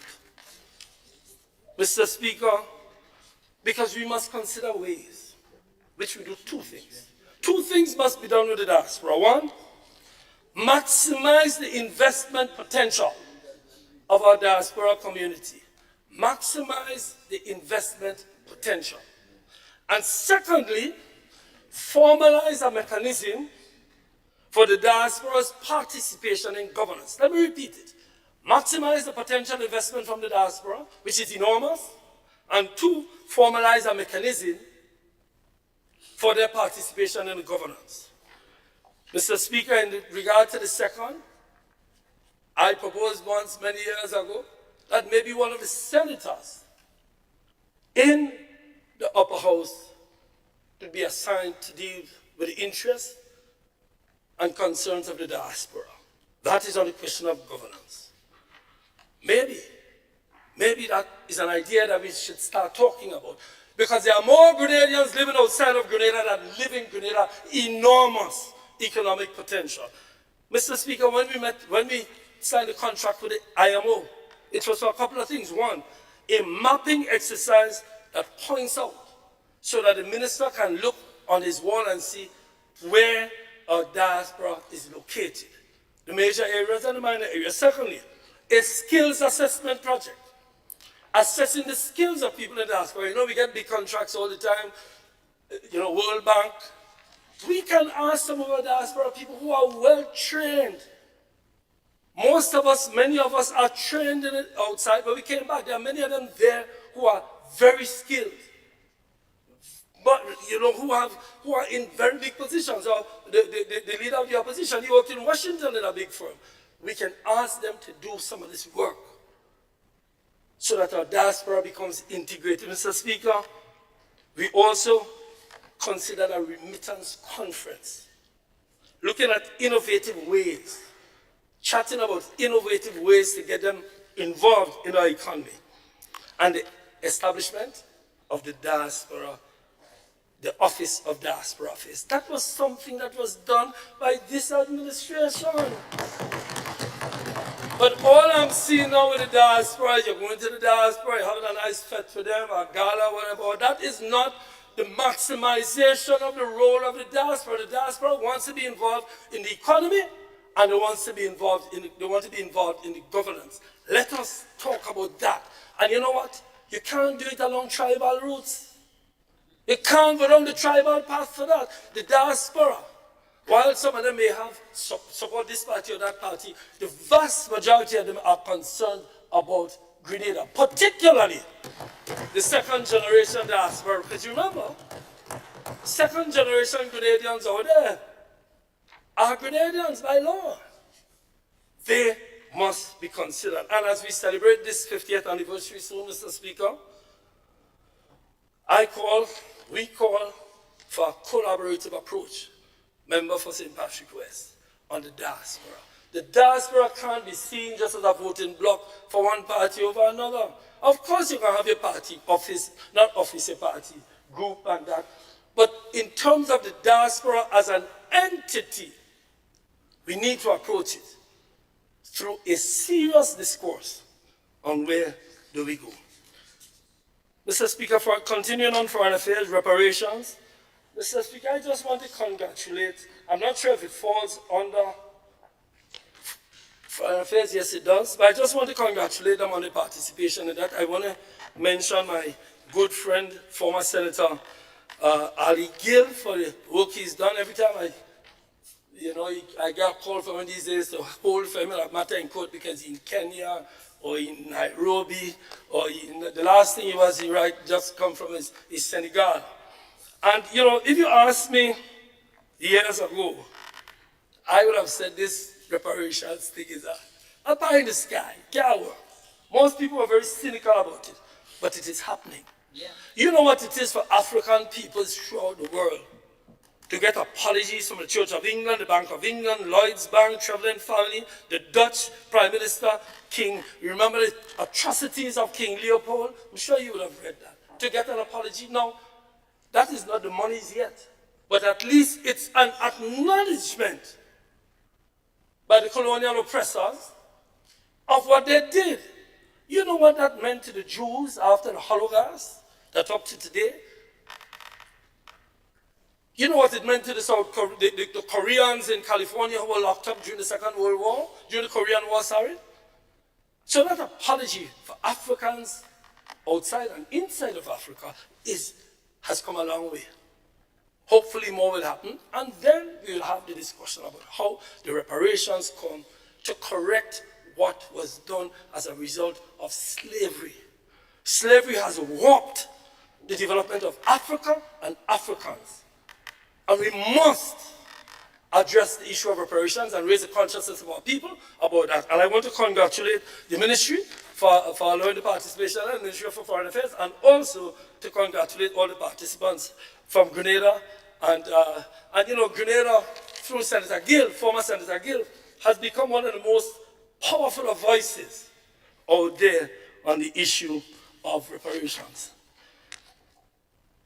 Mr. Speaker, I want to move quickly. I want to ask the Ministry for Foreign Affairs with CARICOM to push on the issue of regional transport. I think all of us used to cuss Liat for years, but everybody wish Liat was there. We need regional transport to be addressed, and I know you can't do it alone, but I'm saying that Grenada should maybe champion the issue of regional transport so we can move people back and forth within the region, and also to commend CARICOM, to commend the Prime Minister's participation in trying to resolve the Guyana-Venezuela Essequibo dispute. I won't say much on that except to say that we hope that peace will prevail and that the CARICOM countries will find a way. Mr. Speaker, I also want to address some issues of labor. Mr. Speaker, first of all, we welcome what do you call it? I'm just looking for my notes here, Mr. Speaker, I'm sorry. The minimum wage changes that were made. We welcome that. We believe that it's something that's long overdue. We were looking at it, COVID came in, and it was not completed. Well, I would ask you to speak to your ministry and check the records. That's all. You don't have to be cynical. Mr. Speaker, but there are some issues there. Again, you try your best, but you make a mistake. There are two issues I want to address. One, failure to universalize the basic unit of pay from days pay to hourly pay. Right now, the only unit you're using in it is day pay. So if a man works for half a day, get day pay. And we're not going to have a long discourse now, but look at it, because the more universally accepted unit is hourly pay. Look at that in it, and we'll talk about it. We can speak in Parliament about it. And secondly, discrimination based on geography. So for example, let me just use one example so you understand what I'm saying. A bartender in St. David's will make less than a bartender in Granada based on what you have done. So it means, my brother from St. David, you're spanking new 2 hotels that we brought into the country. Was it Intercontinental and Six Senses that we worked so hard to get. When you get it, the bartenders working at that hotel will get less than bartenders working at Spice in Granada. Look at it. Don't jump up. Look at it and come back to me and say whether or not you agree or not. But I'm giving some constructive criticism on the issue of that. And you need to address that. We welcome it. We need to address that. In addition, from labor, some unions are complaining that there's a slow process for negotiations and they're not entirely happy. So if that can be looked at, Mr. Speaker, because union resolution of union disputes is, we had a process where we intervened immediately.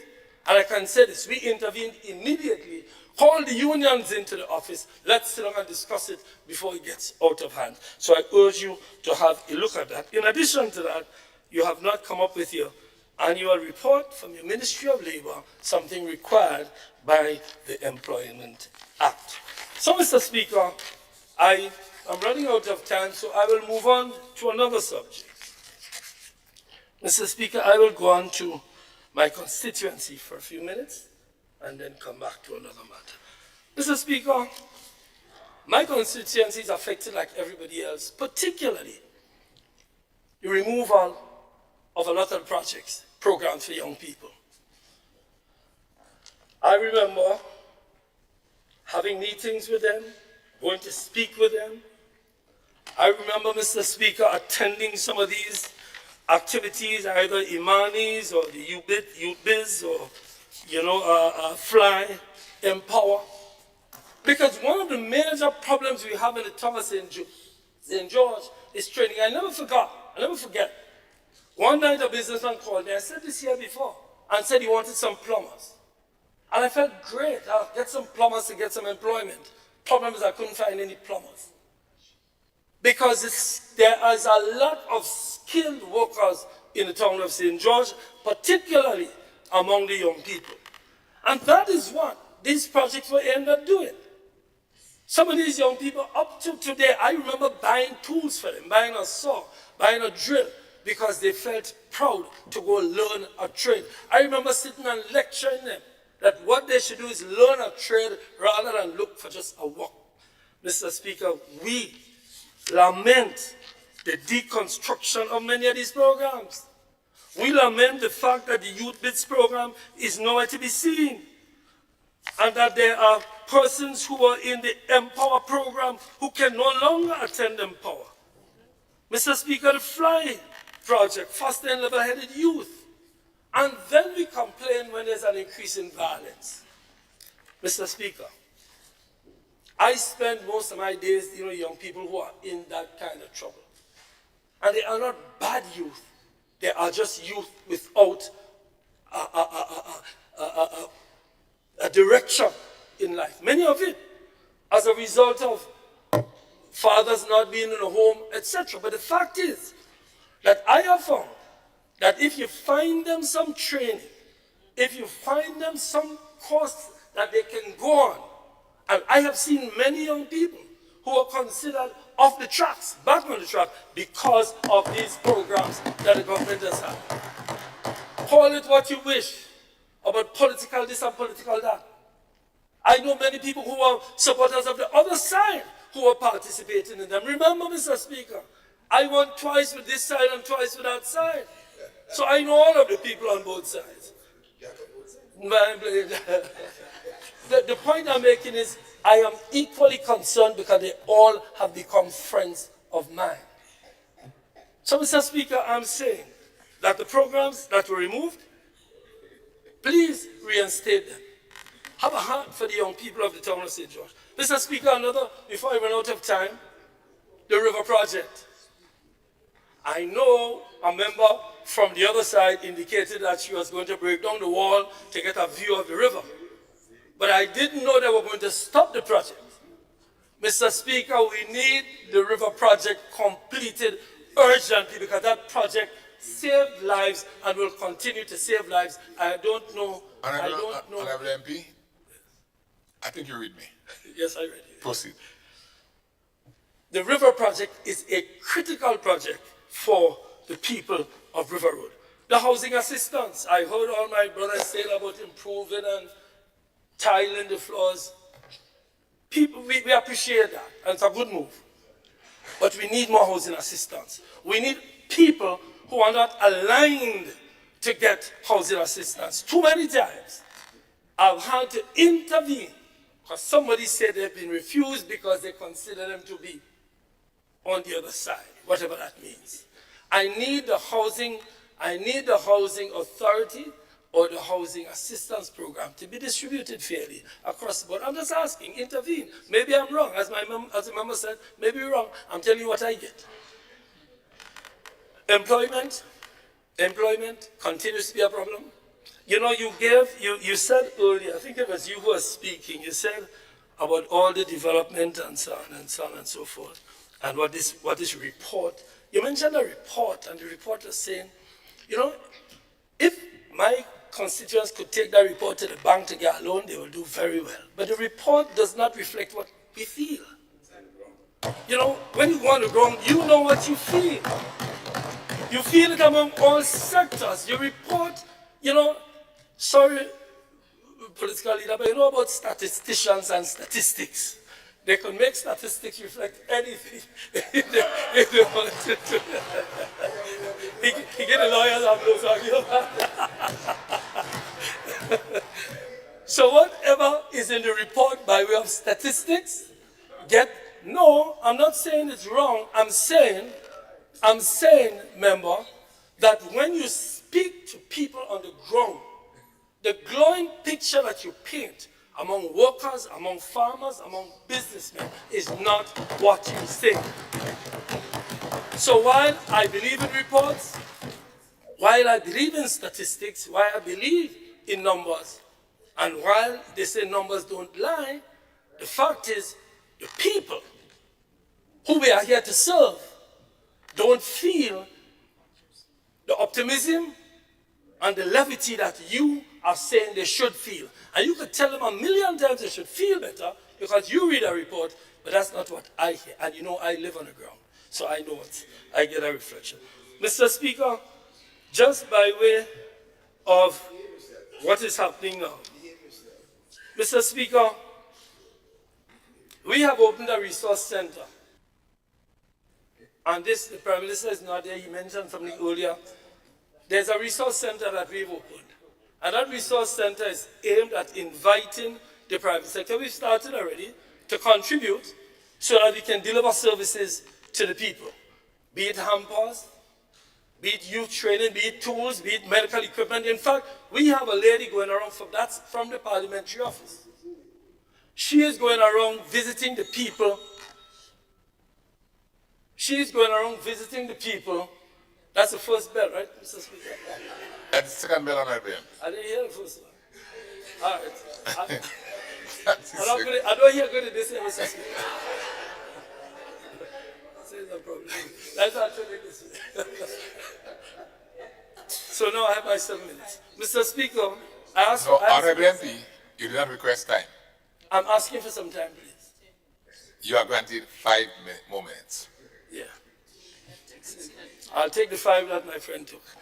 Mr. Speaker, I'm simply saying this, that the resource center is aimed at helping where other programs don't help. And we have found that there's an increased pressure on us at the office because of the removal of some of the programs that you've had. And I'm suggesting, Mr. Speaker, and again want to repeat it, that you should find a way to come back with these programs. Mr. Speaker, in closing, I want to say this. And I want to repeat something I said. We are here to represent people. You have indicated an approach that you said is transformative. And I go back to what I started with, agriculture.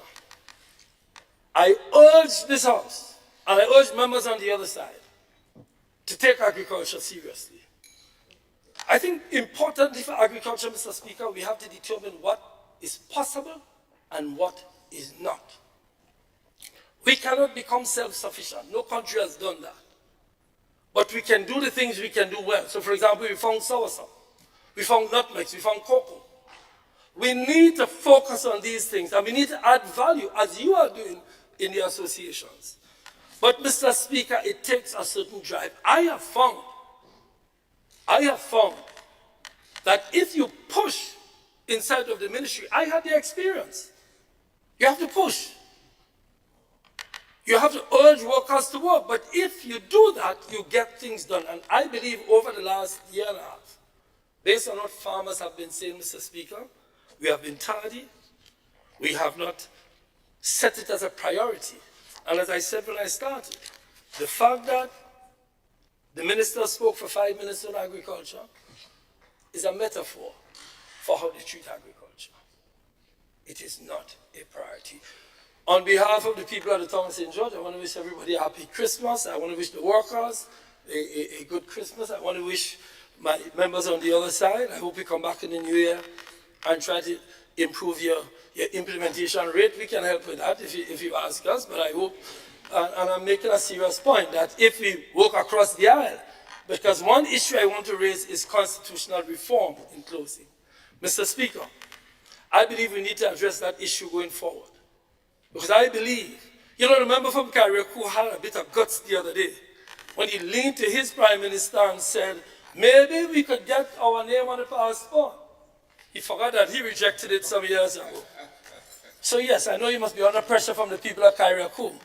But the point is, I would like in the new year, Mr. Speaker, on the 50th anniversary of our so-called independence, we can address the issue of getting real independence.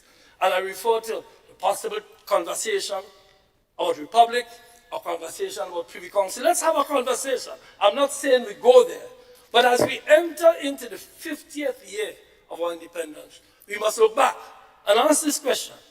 Have we achieved as much as we could achieve? Look, the Constitution referendum we had was a classic example. That members on the other side supported what we said, but because of political issues, that has come back to haunt them on the Samoa agreement, I must say. Because of these political issues, we didn't get it done. And now you want it to be done. Now you want it to be done. Mr. Speaker, I suggest that as we go forward to the 50th, that we work together to achieve the things that we agree on, and we debate on the things that we disagree on to find some commonality. Thank you, Mr. Speaker. I wish you and your family a wonderful Christmas.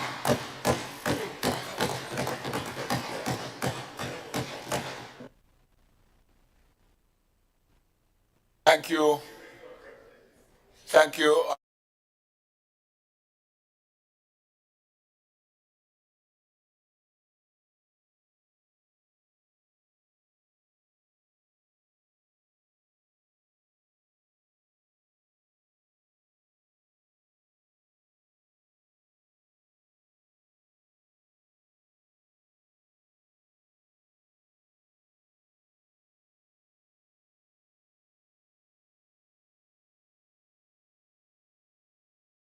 To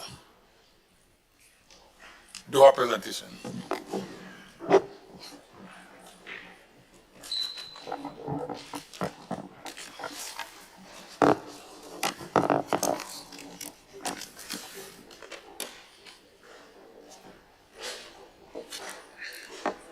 Thank you very much, Mr. Speaker. Mr. Speaker, I rise this afternoon to make my contribution to the debate of revenue and expenditure for the year 2024. And like my colleagues and others who have gone before me, I wish to place on record, Mr. Speaker, my very best wishes to everyone within the sound of my voice. So those who are listening online, those who are in the house on this side and on the other side, those who are visiting, Mr. Speaker, I extend best wishes for the holidays. Mr. Speaker, I want to begin this afternoon on the subject of transformation.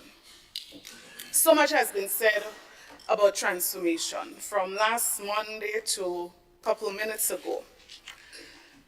And Mr. Speaker, I want to make this very important point, that transformation has not been taking place just over the last year and a half.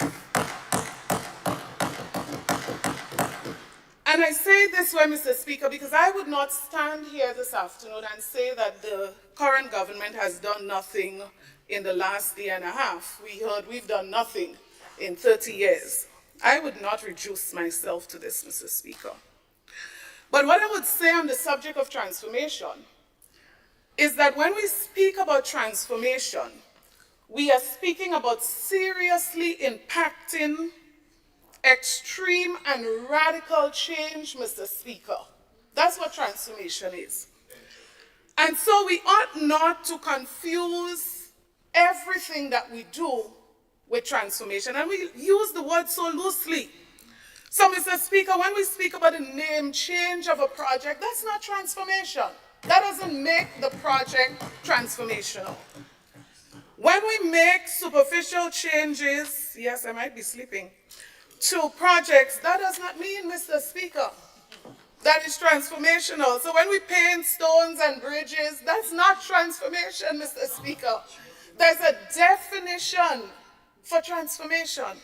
So, Mr. Speaker, you know, I've been thinking and rethinking, even reimagining transformation over the past few days because I've heard it so many times. But you know, when I think of transformation, Mr. Speaker, my mind goes back to the rural electrification program. My mind goes back to connection of pipe-borne water to rural communities, the construction of a cruise ship terminus, the construction of the western and eastern main road, connection of high-speed internet to schools, Mr. Speaker, liberalization of the telecommunications sector, introduction of payment for government services online is not the first time, Mr. Speaker. Providing devices to students and principals and teachers during a pandemic, Mr. Speaker. Introduction of e-books during a pandemic, Mr. Speaker. My mind keeps going back on transformation. Mr. Speaker, the construction of a cricket and athletic stadium, Mr. Speaker. Major initiatives in youth like the Emmalin program. And you know, Mr. Speaker, I listen to the beating up of the Emmalin program, Mr. Speaker, over and over and over again. But, Mr. Speaker, we identify the weaknesses. Every program would have that. But, Mr. Speaker, we are not identifying persons in the medical sector. We are not identifying principals, teachers, persons who rose to the rank in banks, in private institutions, Mr. Speaker. Ask them. Many of them came through the Emmalin program. Mr. Speaker, when I think of transformation, I think about thousands of scholarships to students from rural communities, changing their lives, changing the lives of their families, Mr. Speaker. Mr. Speaker, I even think about the introduction of the bathroom and toilet program. Call it whatever you want, wash, whatever it is, Mr. Speaker, transformation. But you know what's significant? Mr. Speaker, all of those initiatives that I reference, Mr. Speaker, they were implemented during the last 30 years under the leadership of the new National Party government. Mr. Speaker, and many of them, Mr. Speaker, if you research, you go back, you would realize that while some of these things were happening, Grenada experienced 2 major hurricanes. Mr. Speaker, Grenada experienced a recession, world recession. Mr. Speaker, and then a global pandemic. The performance of the new National Party government must be mentioned whenever the word transformation is mentioned, Mr. Speaker. So, Mr. Speaker, I will always, doesn't matter where I am, I will always be grateful for the contribution of the NNP administration to the transformation of the socio-economic landscape of this country, Mr. Speaker.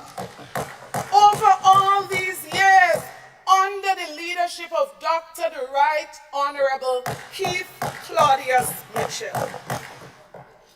Mr. Speaker, whatever individual personal differences, Mr. Speaker, I'm not going to go down that road.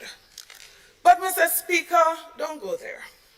What I would say is that the contribution that this man has made to this country, Mr. Speaker, he ought to be respected for that. And I will forever respect him for his contribution to this country. Mr. Speaker, I'm not going to debate either which Mitchell is better than which Mitchell. I'm not going there.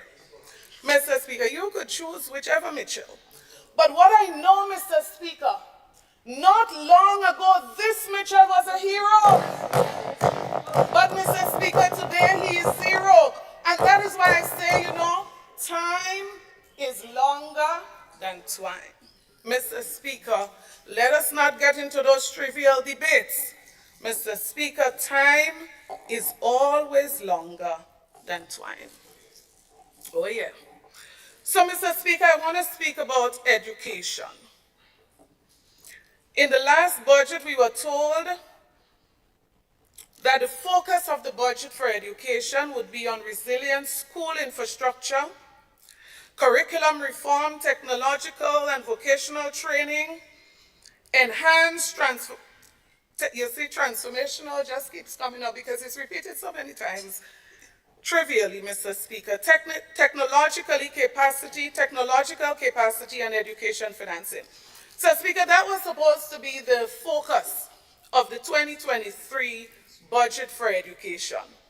Mr. Speaker, having looked at the budget document, I'm convinced that very little focus in 2023 was placed on these areas. Let me start, Mr. Speaker, resilient school infrastructure. Mr. Speaker, in 2023, the budget committed rehabilitation of 5 schools: St. Joseph's Convent, Grenville, J.W. Fletcher Secondary School, St. Andrew's Anglican Primary School, Grenada Christian Academy, St. David's Catholic Secondary School. Mr. Speaker, last year, as you realize, I said very little on education because I needed to give some space so that things can happen. But this is now 1.5 years, Mr. Speaker. All of those 5 schools, Mr. Speaker, were part of the GEEP project. And Mr. Speaker, this was funding from the CDB. Mr. Speaker, in 2021, the CDB made a visit to Grenada and expressed tremendous satisfaction with the progress made under these projects. Mr. Speaker, 1.5 years later, these projects are way off schedule as it relates to the schedule that was established in 2022 before this new administration assumed office. Mr. Speaker, no construction took place under any of those 5 schools in 2022 or 2023. Let's use one example. Mr. Speaker, Grenada Christian Academy. And I heard the table knocks, and I remember somebody, as I said that, for the Grenada Christian Academy signing of the contract. Mr. Speaker, this school should have been under construction since 2022. And as I said before, internal changes were made to facilitate this. Mr. Speaker, the process of bidding, the process to have the bidding for that project would have started. Engaging occupants. So don't come and tell me, Mr. Speaker, we took 1.5 years to get the people off the land. Mr. Speaker, I am saying that this is not acceptable as it relates to the efforts that were made by the team working in collaboration with the CDB. Mr. Speaker, St. Andrew's Anglican Primary was scheduled to start in 2022 as well. St. David's Catholic Secondary School, Mr. Speaker, the biggest hurdle with that school was finding lands. It was such a difficult process. The bank came down. Representatives of the bank came down, Mr. Speaker, and I was so elated when they approved the current site identified for this project. Mr. Speaker, the bank offered support to speedily move the process forward to get that school started. Mr. Speaker, construction was due to commence in 2023. Mr. Speaker, outside of GEEP, only $10 million was spent in 2023 on school rehabilitation and maintenance. Mr. Speaker, this amount was totally inadequate for the robust program of improving, maintaining, and expanding schools, particularly during the period 2020 and 2022. Mr. Speaker, 75 schools were rehabilitated during that period, and I'm not speaking about under the GEEP project. Mr. Speaker, I'm advising, and maybe I should add this, those 75 schools, most of them, Mr. Speaker, based on the program, it was a 3-year plan, based on the program, most of those work took place during the COVID-19 pandemic. So I'm not sure what excuse we can have now. But I want to go, Mr. Speaker, to the St. Giles Anglican Primary School. Mr. Speaker, in 2022, as a matter of fact, before the campaign for the last general elections, I remember explaining the structural problems when asked as it relates to why the St. Giles Anglican Primary School needed to move to the Holy Cross RC School. Mr. Speaker, a campaign was mounted against this plan. A campaign was mounted to ensure that parents and other stakeholders did not support the move of the school to Holy Cross. Mr. Speaker, I said time is longer than twine, so I live to see, Mr. Speaker, that after the last general elections, the school indeed was relocated from St. Giles, its home, to Holy Cross RC School. Mr. Speaker, I want to make an appeal because we made a commitment to the parents then that in moving the students to Holy Cross, we were going to support them with transportation. And we have a perfect example. I believe my colleague from St. Andrew Northwest would remember the Monlong situation. Mr. Speaker, until now, parents are awaiting the support and assistance with transportation as they take their children to Munich from Hope. At the same time, Mr. Speaker, I want to make reference to the St. Andrew's Anglican Primary School, another school, and as I said very little on those subjects last year. Mr. Speaker, on the 13th of October, the Anglican Primary School, Mr. Speaker, fire would have gutted one building. Mr. Speaker, another building was slightly damaged. And 2 other buildings comprising the St. Andrew's Anglican Primary School at its current location, 2 other buildings remained not affected. Mr. Speaker, looking at the situation, I had a conversation with a few contractors, and every single one of them said to me, they cannot see why this repair and rebuilding process cannot take approximately 2 weeks. They said we can take night and make day, get the children back to school. Mr. Speaker, we are going on to 9 weeks now, Mr. Speaker, and nothing has changed about this situation. Mr. Speaker, I visited, and you know what's interesting? When the government visited, they showed the best photos. That's okay. Mr. Speaker, the photos of where the children are crammed in Progress Park, nobody showed those photos. The photos of where the children are in the football building, the clubhouse, Mr. Speaker, and when it gets hot in there, they have to come out on the bleachers, Mr. Speaker. I met a teacher sitting, she said, I can't take the heat in there. Nobody showed those photos. But we showed the photos, Mr. Speaker, of the Craft Center in Grenville and the Home Economics Center in Grenville. Mr. Speaker, I'm appealing We have 2 weeks. If you want me to recommend a contractor, I could give you some names right now. Mr. Speaker, let us get the work started so that we can move the children back to their previous location for the reopening of school. I am pleading, I am begging. I don't know whose idea it was that this school should function in 3 different locations. Mr. Speaker, it's a strange idea. That's all I'll say about it. It's a strange idea. Very strange.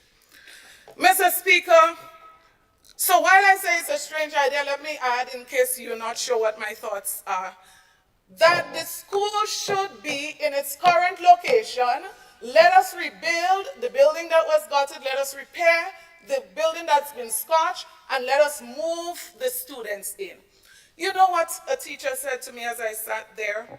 She said, the biggest challenge I have is sitting here on the bleacher and looking at 2 buildings. Absolutely nothing happened to them during the fire.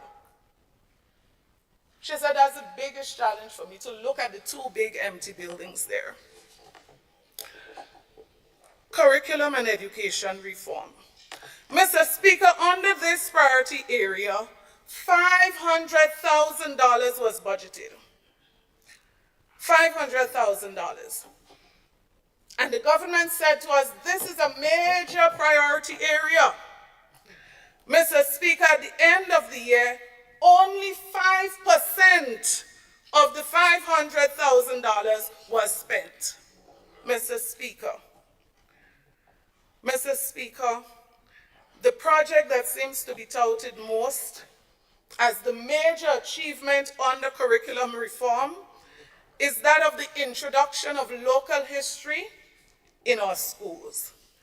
Mr. Speaker, I want to clear 2 misconceptions as it relates to this. Because sometimes people can be made to believe that there are some things that never happened before, and there are some things that not only never happened before, Mr. Speaker. All right, I'll leave that. Mr. Speaker, there are 2 impressions given. One, and deliberately given. You could tell when somebody makes an error. You could tell when someone doesn't know. So I've listened to some persons speak on this subject, and you can tell they genuinely don't know.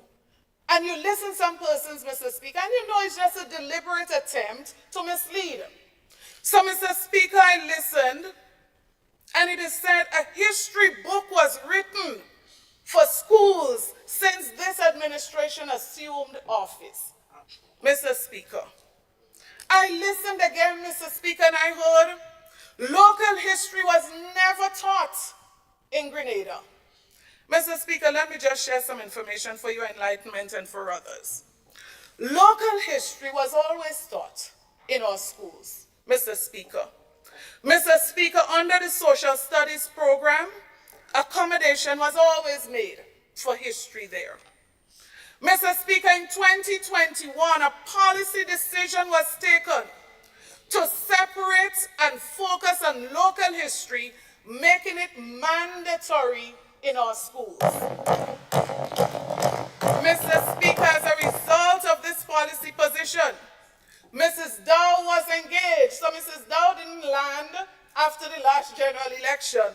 I met with her personally. I met with her with the team, Mr. Speaker. So this was something in train long before the last general election.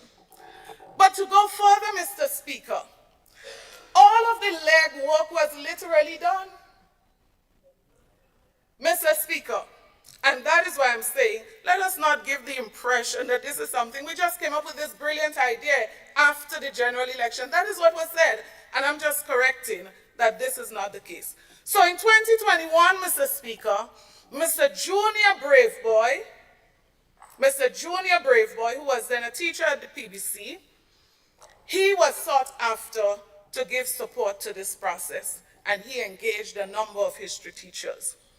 In 2022, because there's groundwork, there's legwork that has to be done for that transition to be made. In 2022, Mr. Braveboy was transferred to the Ministry of Education as the curriculum officer for history, and he was given the mandate to lead that process. I've never even heard his name mentioned, Mr. Speaker. Mr. Speaker, the team didn't just talk about the book.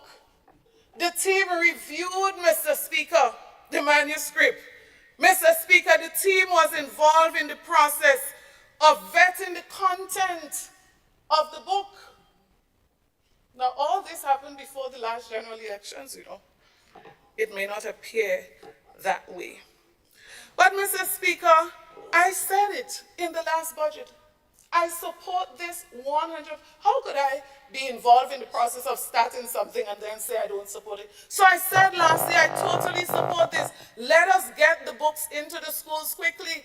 Mr. Speaker, as I speak, you check and tell me, Mr. Speaker, if the books has reached all of our schools as I speak. And that is the point I'm making, Mr. Speaker. It is quite okay to continue what we have started. Nothing is wrong with that. But I'm saying, do not give a perception, an impression that is not accurate. Mr. Speaker, the issue of TVET and skills training. And you know, transformation is not the only word. Introduction seems to be another word, a similar situation. So everything we are introducing. So I have heard for the first time we are introducing TVET skills training in our schools and communities. Mr. Speaker, when I went to primary school, there was the Woodwork Center, there was the Home Economics Center, which tells me that skills training in primary school is something that was there quite a long time ago. I am 48 in case you want to know.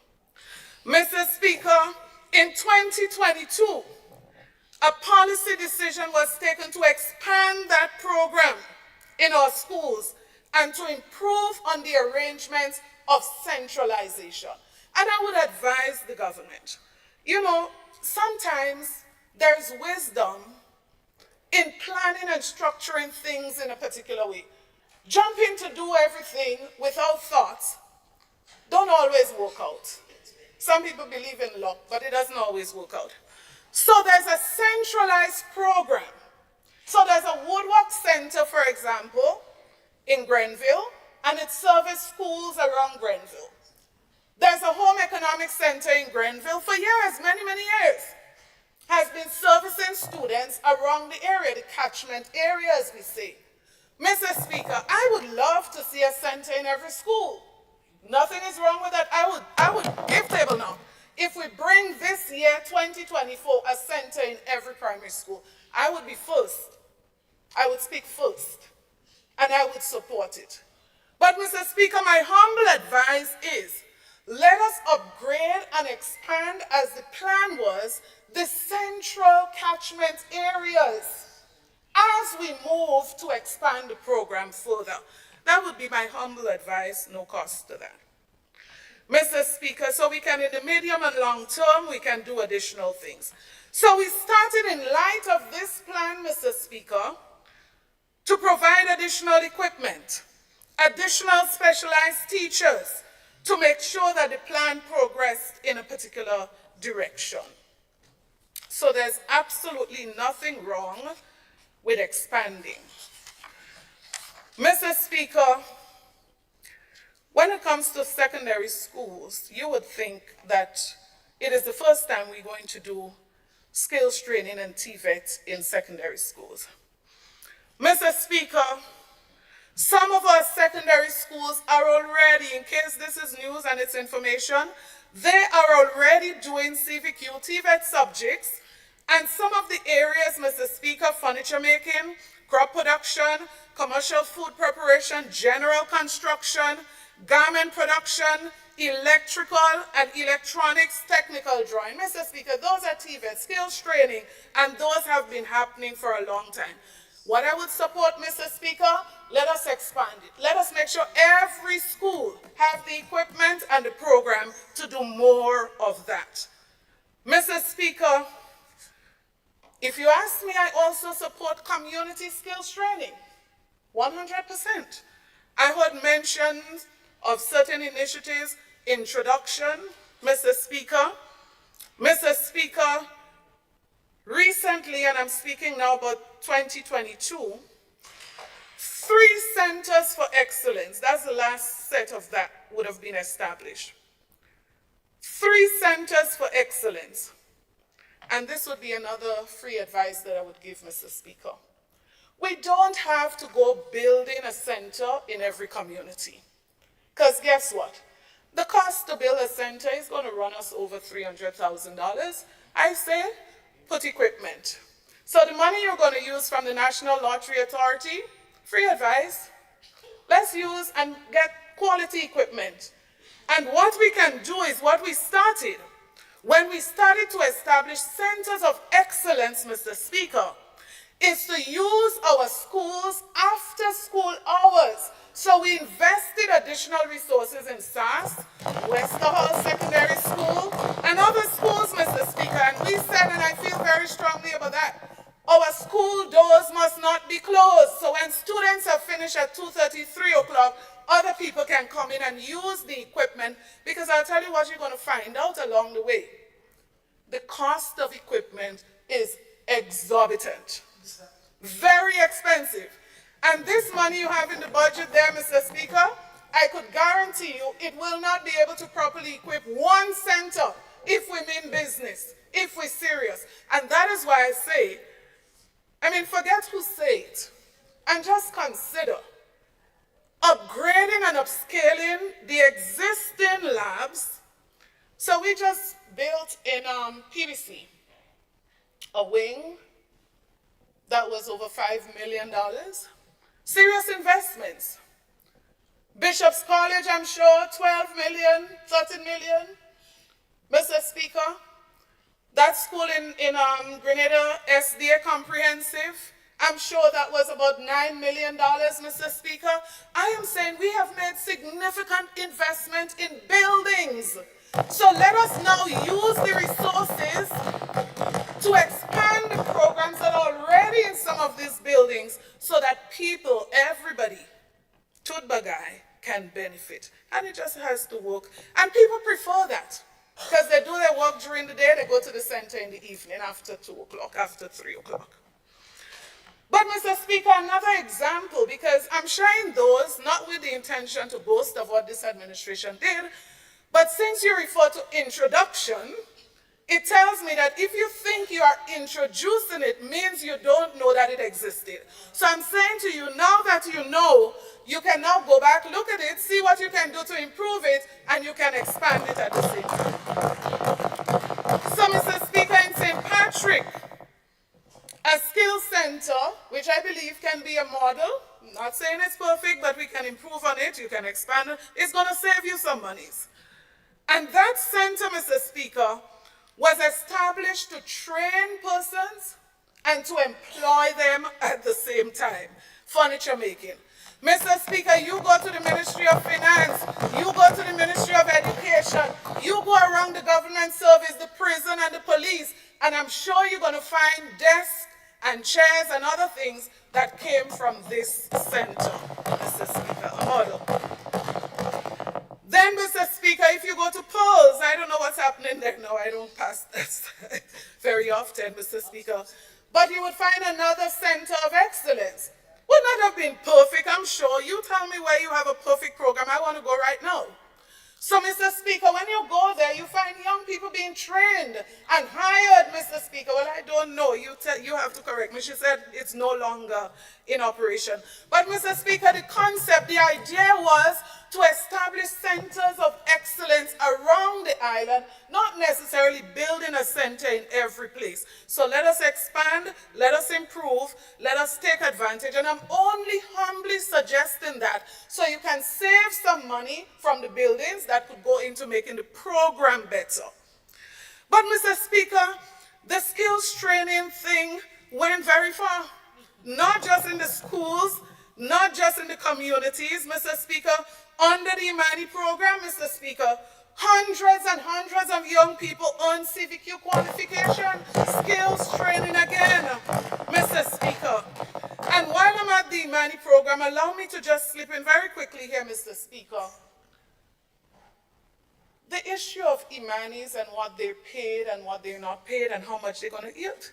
There are some things, Mr. Speaker, I'm not going to get into but I want to make this point. Under the past administration, and I know I was not sleeping in cabinet, a decision of the cabinet was to regularize all of the Imani trainees in ministries, Mr. Speaker, starting with the Ministry of Health that had the largest number. But you don't have to laugh. The Honorable MP from my beautiful parish is right there. She can tell you. The Ministry of Health, Mr. Speaker, was begged over and over and over to submit the data and the names, and decision was taken. Some of them were regularized. Mr. Speaker, you asked Michelle Braffett in the Ministry of Education. She was assigned the officer responsible for collecting all the data of all the Imani teachers in schools. And if you go to DPA, Mr. Speaker, you're going to find the data there because they were just finished with the data. Mr. Speaker, I am saying that to say that at the end of the day, when you make certain comments, it doesn't necessarily mean that you're accurate, not because you say it means you're accurate. Not because you say it means you're accurate. But going back to skills training, Mr. Speaker, I heard that we are going to introduce, we're going to get into a partnership with NULO. Well, I prefer to hear the word continue and expand, Mr. Speaker, because guess what? The former administration, together with the SKY program, Mr. Speaker, about $1 million was invested in the program at NULO in recent times, 2022, to ensure that skills training was provided, particularly, let's look at who. And these were not the regular NULO students, Mr. Speaker. But we are talking about young men and women who wanted an opportunity. We speak about hand up, yes. Hand up took place in the last administration, but they could not afford. So transportation was covered. It didn't matter which part of the island they came from, Mr. Speaker. Transportation, $1 million provided to support these people, Mr. Speaker, so they can get an opportunity.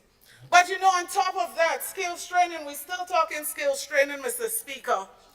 We increased the subvention for NULO from $50,000 to $75,000. And I say to the administration, let's expand, let's improve. Why not give them $150 now? Sister would love that. Mr. Speaker, I am therefore saying that a lot of work took place, a solid foundation, Mr. Speaker, as it relates to these initiatives. And all I'm saying is that you have my 100% support in expanding, but you are not introducing. It is so. So, Mr. Speaker, I want to encourage that you continue to speak of your commitment to skills training, but I just want to encourage that you don't just speak it, but you demonstrate it. So when I look in the budget, Mr. Speaker, it speaks about a new name, National Innovation Skills and Enhancement Program. And I thought that's nice. Actually, the acronym is nice. I thought that was a nice name.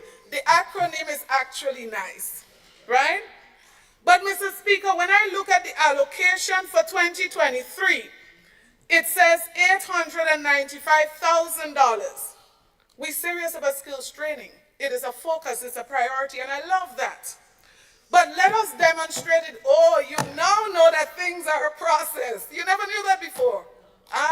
Welcome. Things can be a process, Mr. Speaker. So, Mr. Speaker, of the $895,000 budgeted, only $388,000 was spent on the NICE, a skills enhancement program. And I'm only saying, Mr. Speaker, I'm not saying anything else, all I'm saying, let us expand them, let us improve them, let us ensure that more people are benefiting. But when we say the monies, let us spend the monies too. Let us not just quote figures and say it's the biggest budget in history. That doesn't add up. So I'll quickly move, Mr. Speaker, to free tuition. And there's a member of the other side, I don't know if it's deliberate, Mr. Speaker, there's a member on the other side who continue. I corrected it last year, and I noticed people keep saying free tuition.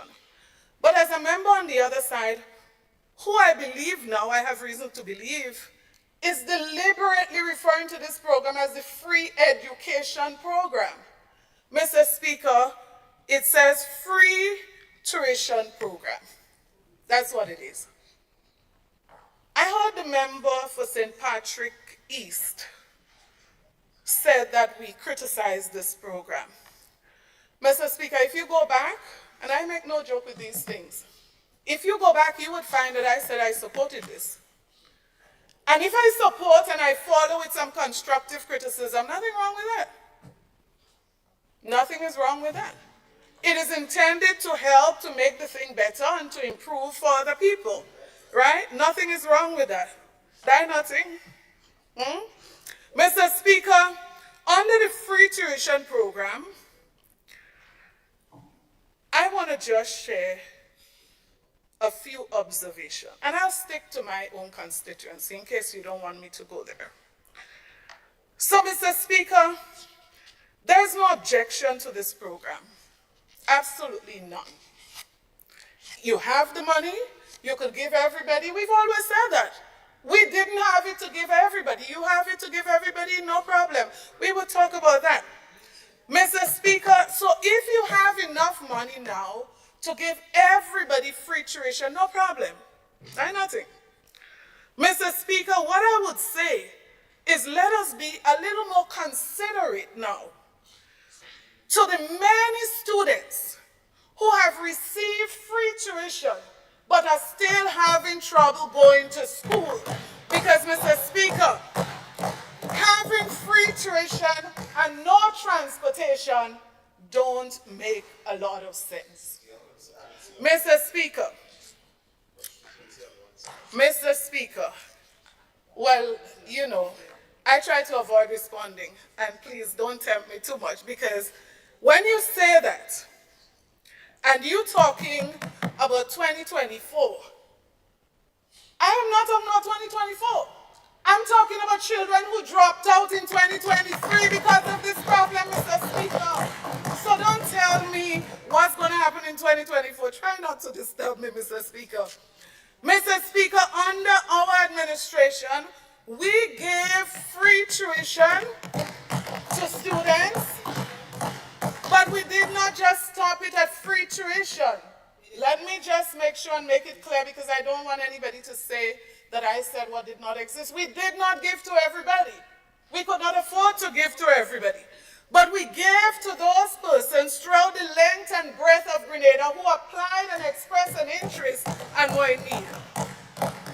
But, Mr. Speaker, on top of that, we didn't say here is free tuition, that's it. Transportation support was provided, Mr. Speaker. Uniform support was provided, Mr. Speaker. Mr. Speaker, supported with exam fees. So you give the free tuition, and now after I would have benefit from the free tuition, I cannot now do the exam because I cannot pay for the exam. So all I'm saying, Mr. Speaker, is this. This is great, free tuition. But it does not benefit many people that I represent, because even when they receive it, they are still unable to assist their children to go to school. So I am not going to say cut it, you know. I'm not going to say cut it and take from the people who could afford. I'm going to say based on your reports, you can now add on transportation, you can now add on meals allowance, you can now add on assistance to pay for examinations based on your glowing reports. Mr. Speaker, all I would add to that, even if it means taking 2 million from the 14 million for independence, even if it means taking something from the 213% increase in CBI revenue, Mr. Speaker, whatever it takes, Mr. Speaker, let us do something for these children more. But you know, that's not the only point that's significant. Because a student who is going to New Law at MCC, who has transportation, let us imagine, they have tuition, they have transportation, they have meal. Mr. Speaker, do you know that in addition to the tuition at TAMCC and New Law, there are other fees, Mr. Speaker? And Mr. Speaker, some of those can go as high as 1,000 plus. And Mr. Speaker, because of that, there are some students who right now are unable to attend to those institutions because they can only access tuition. Mr. Speaker, I know of a time when tuition was provided, but we also paid for the toolkit. We also paid for the other things where people were not able to access it, but it was necessary to attend school. Moving to school feeding. Mr. Speaker, if you know me well, you know I'm going to say this is great. Remove the school feeding fees. And one person said, well, it's just $1. I agree with him, it's just $1, but some people don't have $1. Yeah, I know that's why you remove it. Mr. Speaker, what we don't seem to understand is that principals and teachers in Grenada do have a heart. So, Mr. Speaker, since this program started, a child who could not afford, don't have the money, they ate meals at school. This is not new. Mr. Speaker, there are children who have never paid for school feeding, and they eat every day in school. So, Mr. Speaker, I'm saying all of that. Okay, let's go one step further. And he says, let's remove the embarrassment. Okay, fine. Let us remove the embarrassment. Let us remove the embarrassment. So now they're not paying. And as I said, make sure you get me right. I've said it. I totally support. No payment. You could afford no payment. But Mr. Speaker, that's not a real issue, you know. I'm really not concerned, quite honestly, about the children paying $1. I'm really not concerned about that. You know why? As I've said before, it's a policy decision that the children who don't have, and they're hungry, they don't have anything to eat, they were fed. But you know what concerns me, Mr. Speaker? You speak to principals, speak to teachers, and they will tell you this is the worst they have experienced of this program in the last year. Mr. Speaker, and this is not a story I'm making up, you can verify it if you wish. Mr. Speaker, we thought when somebody did a live saying that they were having porridge for lunch, you thought that was a joke. That was not funny. Mr. Speaker, if we research, we would find at least 2 schools that I know of in Grenada. The porridge was in Carriacou, I think I heard. In Grenada, where students were served bread and hot dog for 3 days, Mr. Speaker. 3 days. And you think it's because the children love bread and hot dog? No. And that is why I'm saying removing the dollar is not the issue. Because even when they're paying the dollar, Mr. Speaker, we have a big problem. Because schools are not receiving supplies for the school feeding program. Mr. Speaker, in 1 or 2 schools that I've spoken to, principals had to actually pay when the truck came from their pocket so that the children can eat. Mr. Speaker, I am extremely concerned. As I said, removing the dollar is fanfare, in my opinion. Let us do it, but it's fanfare compared to the current situation on the ground with this program. Mr. Speaker, in 2022, and the current Minister of Education was part of that process, the process started to develop an operational manual for this program. I wish to strongly recommend, Mr. Speaker, that this be completed if it was not completed, and that it be used. Regularization of teachers. And as I said last year, I hardly spoke on education, and deliberately so. Mr. Speaker, between 2021 and 2022, a very detailed process started to regularize another batch of teachers.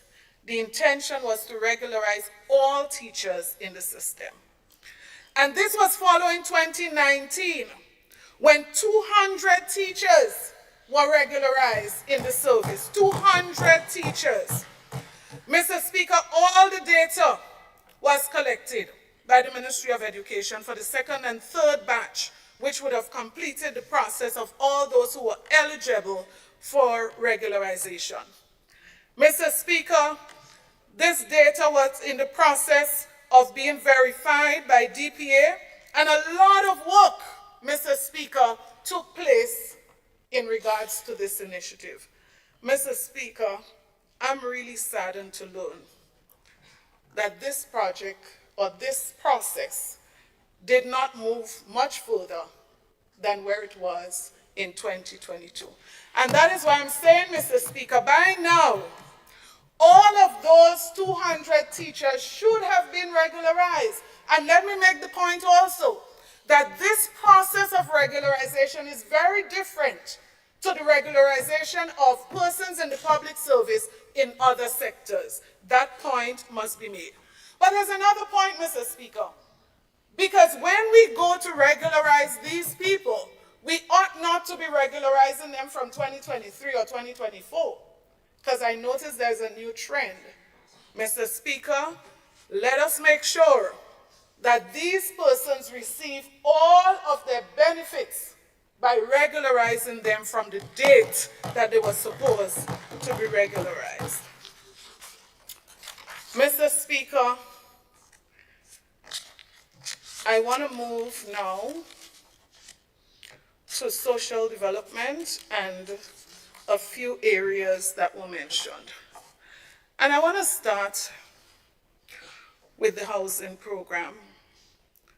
And I'll actually start with Stony Gut. So, Mr. Minister, I'm saying very little today about Chinese low-income housing. I think you know exactly my views on this. Mr. Speaker, in 2023, the government said Stony Gut project will start. It is a climate resilient housing development pilot project which aims to construct modern, high-quality, climate-resistant Grenadian-style homes in Stony Gut in the parish of St. George. Construction is expected to start in 2023, and $2.5 million was budgeted. Mr. Speaker, the drawings were done. Everything was in place, Mr. Speaker, to get this project started. 2022.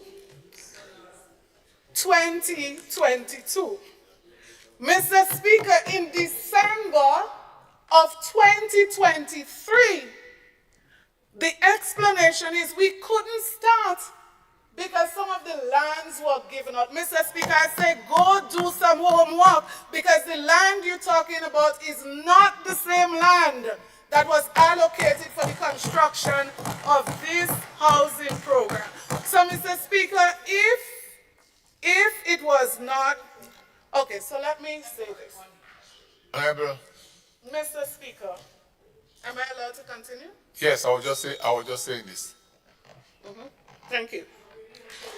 All right, I don't want to go to Stony Gut. Mr. Speaker, what I want to say is, Mr. Speaker, this administration, I'm sure, if there is some issue with lands, we have mobilization, we have implementation, we have all kinds of things. We can fix the land problem and start the project for the people.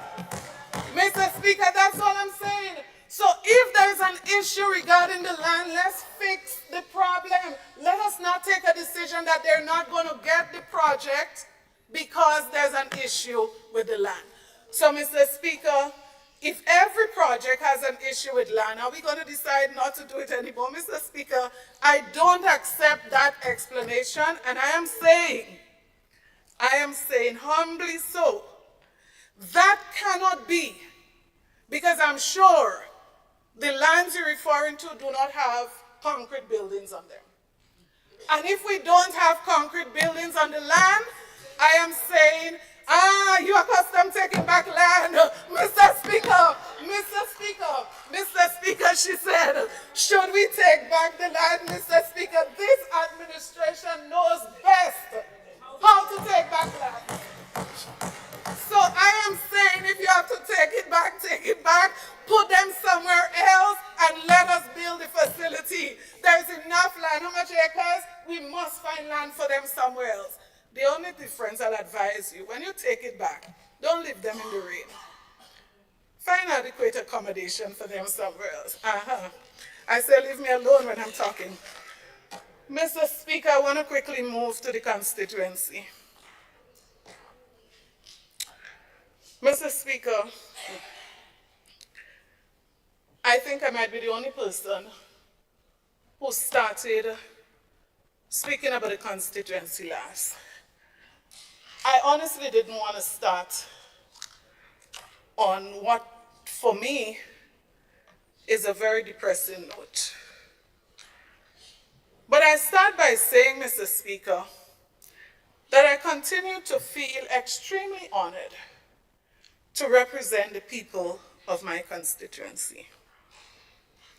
Mr. Speaker, the last year and a half has been very difficult. Very difficult. Very difficult. Next year easier, okay. You told us that last year. And that's why I don't have any hope, Mr. Speaker, that is going to be better. Mr. Speaker, and that's the thing, Mr. Speaker. They say it's going to get better next year.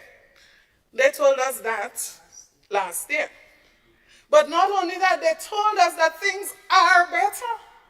They didn't just tell us things will get better. They said things are better. Mr. Speaker, the glowing report of this administration, unemployment gone down, economy growing, CBI increase in revenue by 213%. Mr. Speaker, something has to be fundamentally wrong somewhere, because nowhere in Grenada the voices of the people are reflecting what this government is saying. Mr. Speaker, we heard that this is the largest budget and that people are going to be happy everywhere. Mr. Speaker, every place I go is the same complaint, Mr. Speaker. People have been losing their jobs.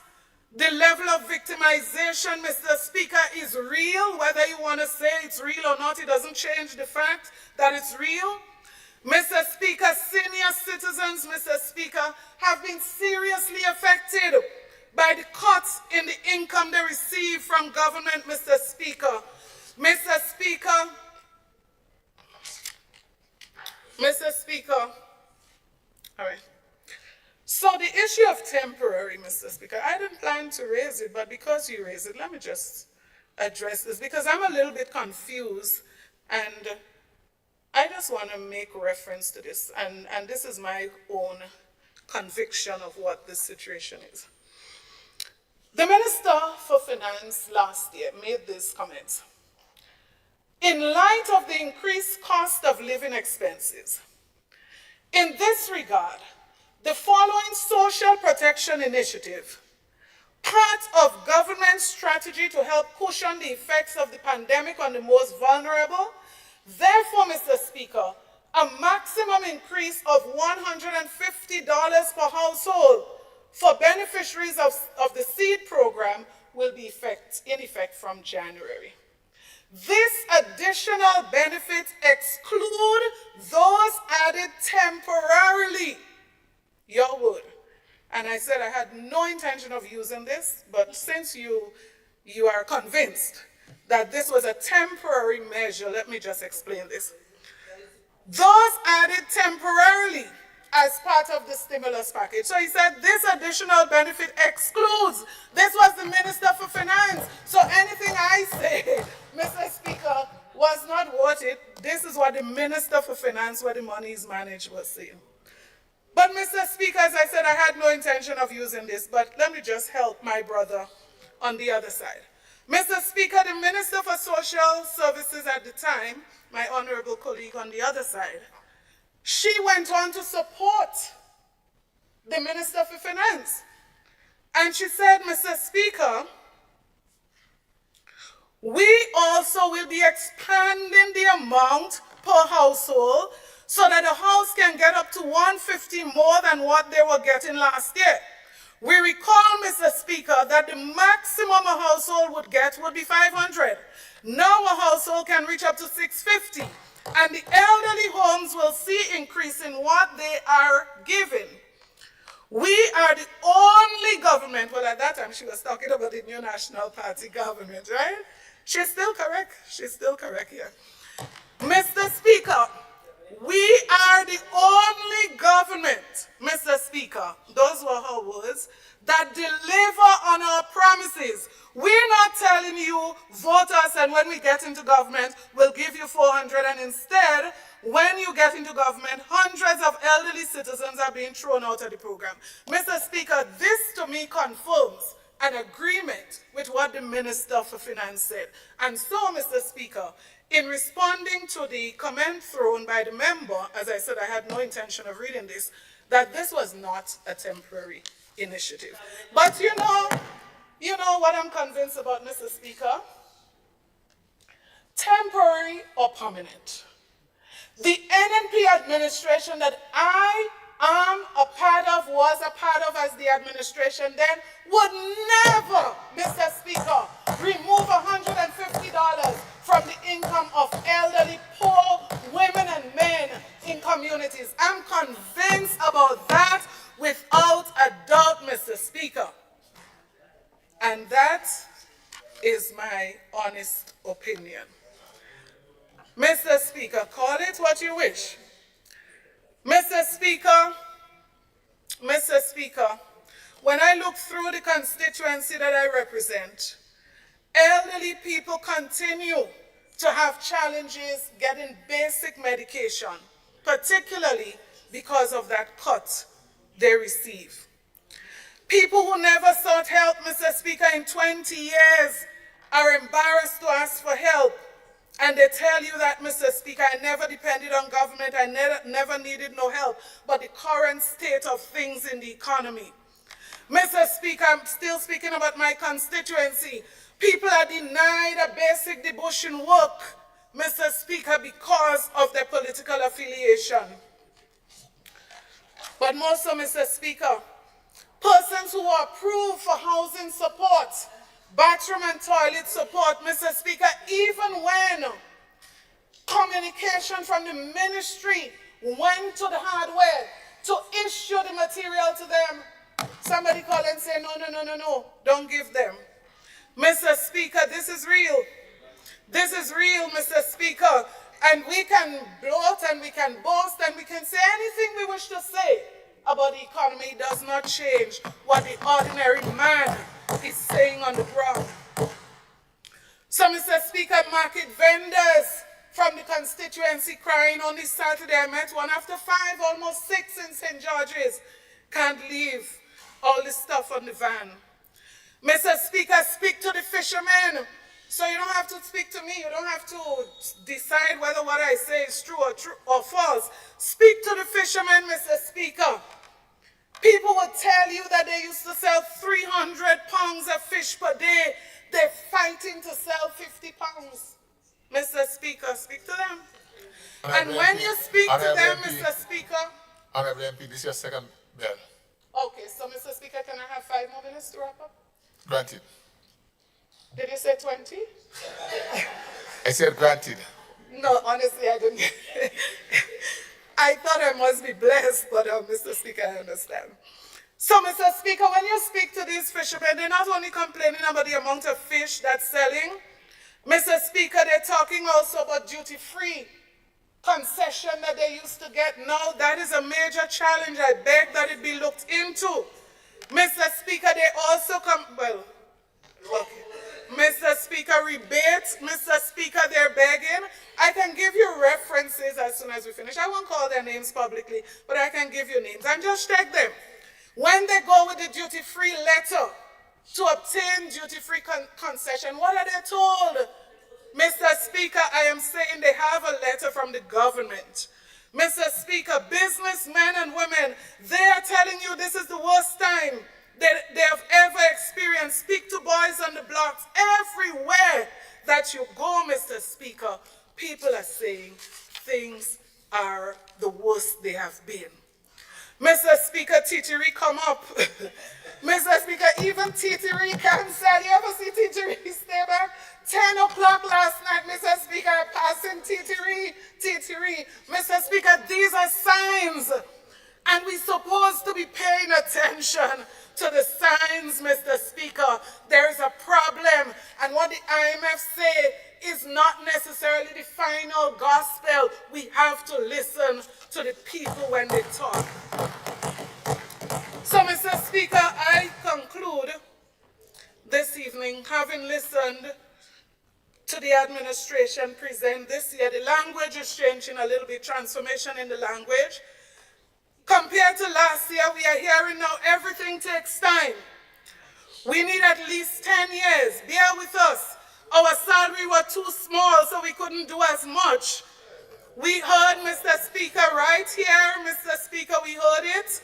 Mr. Speaker, we heard that things were messy, so we had to spend a lot of time cleaning up, Mr. Speaker. Mr. Speaker, I am saying that this administration, well, if you go back, you would find it was actually said, we met a mess. Mr. Speaker, this administration, I believe, should be counting its blessing for what they met. Because when I look at what we met in 2013, and I'm not going to repeat what the presenter said, that they met a mess in 2022. Mr. Speaker, this is what we met. You decide if it was a mess. Mr. Speaker, we inherited a country in recession with a monthly deficit of $15 million. This administration, Mr. Speaker, met a surplus, an overall balance and contingencies in excess of $500 million. Mr. Speaker, in 2013, we inherited a situation when 70 cents of every dollar was being used to pay salaries and pension. Mr. Speaker, this administration met a situation where only 45 cents was being spent on salary and pension. Mr. Speaker, in 2013, we inherited a financing gap of $192 million. Well, of course, we must have cleaned up the mess, Mr. Speaker, that this administration came and there was no financial gap. Mr. Speaker, we inherited a situation where debt to GDP was 110%. We cleaned that up too, Mr. Speaker, so that when they came, the debt to GDP was only 69%. Mr. Speaker, the current account deficit was 27.1% of GDP. Mr. Speaker, that was cleaned up too, so they inherited a surplus, Mr. Speaker. Mr. Speaker, we inherited, Mr. Speaker, a situation where back pay to public officers and pensioners was $40 million. Guess what, Mr. Speaker? That's what we met, but we didn't complain. We cleaned it up. We paid it, Mr. Speaker. And guess what? On top of that, in the same year, we paid another $40 million in salary increases to public officers. Mr. Speaker, not 1 cent then was paid in the 5 years to public officers. Mr. Speaker, every year since then, as I close, $78 million was paid in salary increases. So this administration came, count your blessing, not $1 in outstanding payments to public officers.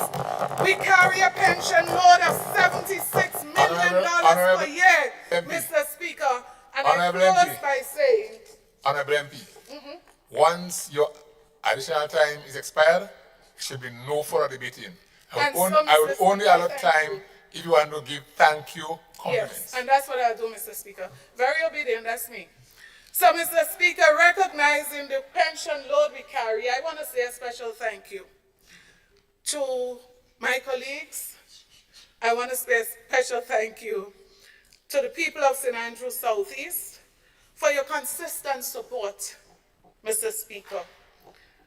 My husband, my children, the rest of my family, the staff at the constituency office, Mr. Speaker, family and friends.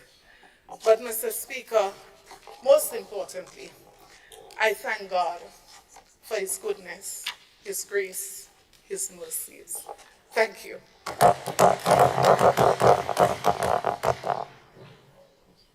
Thank you to Honorable MP for St. Andrews Southeast. And now I invite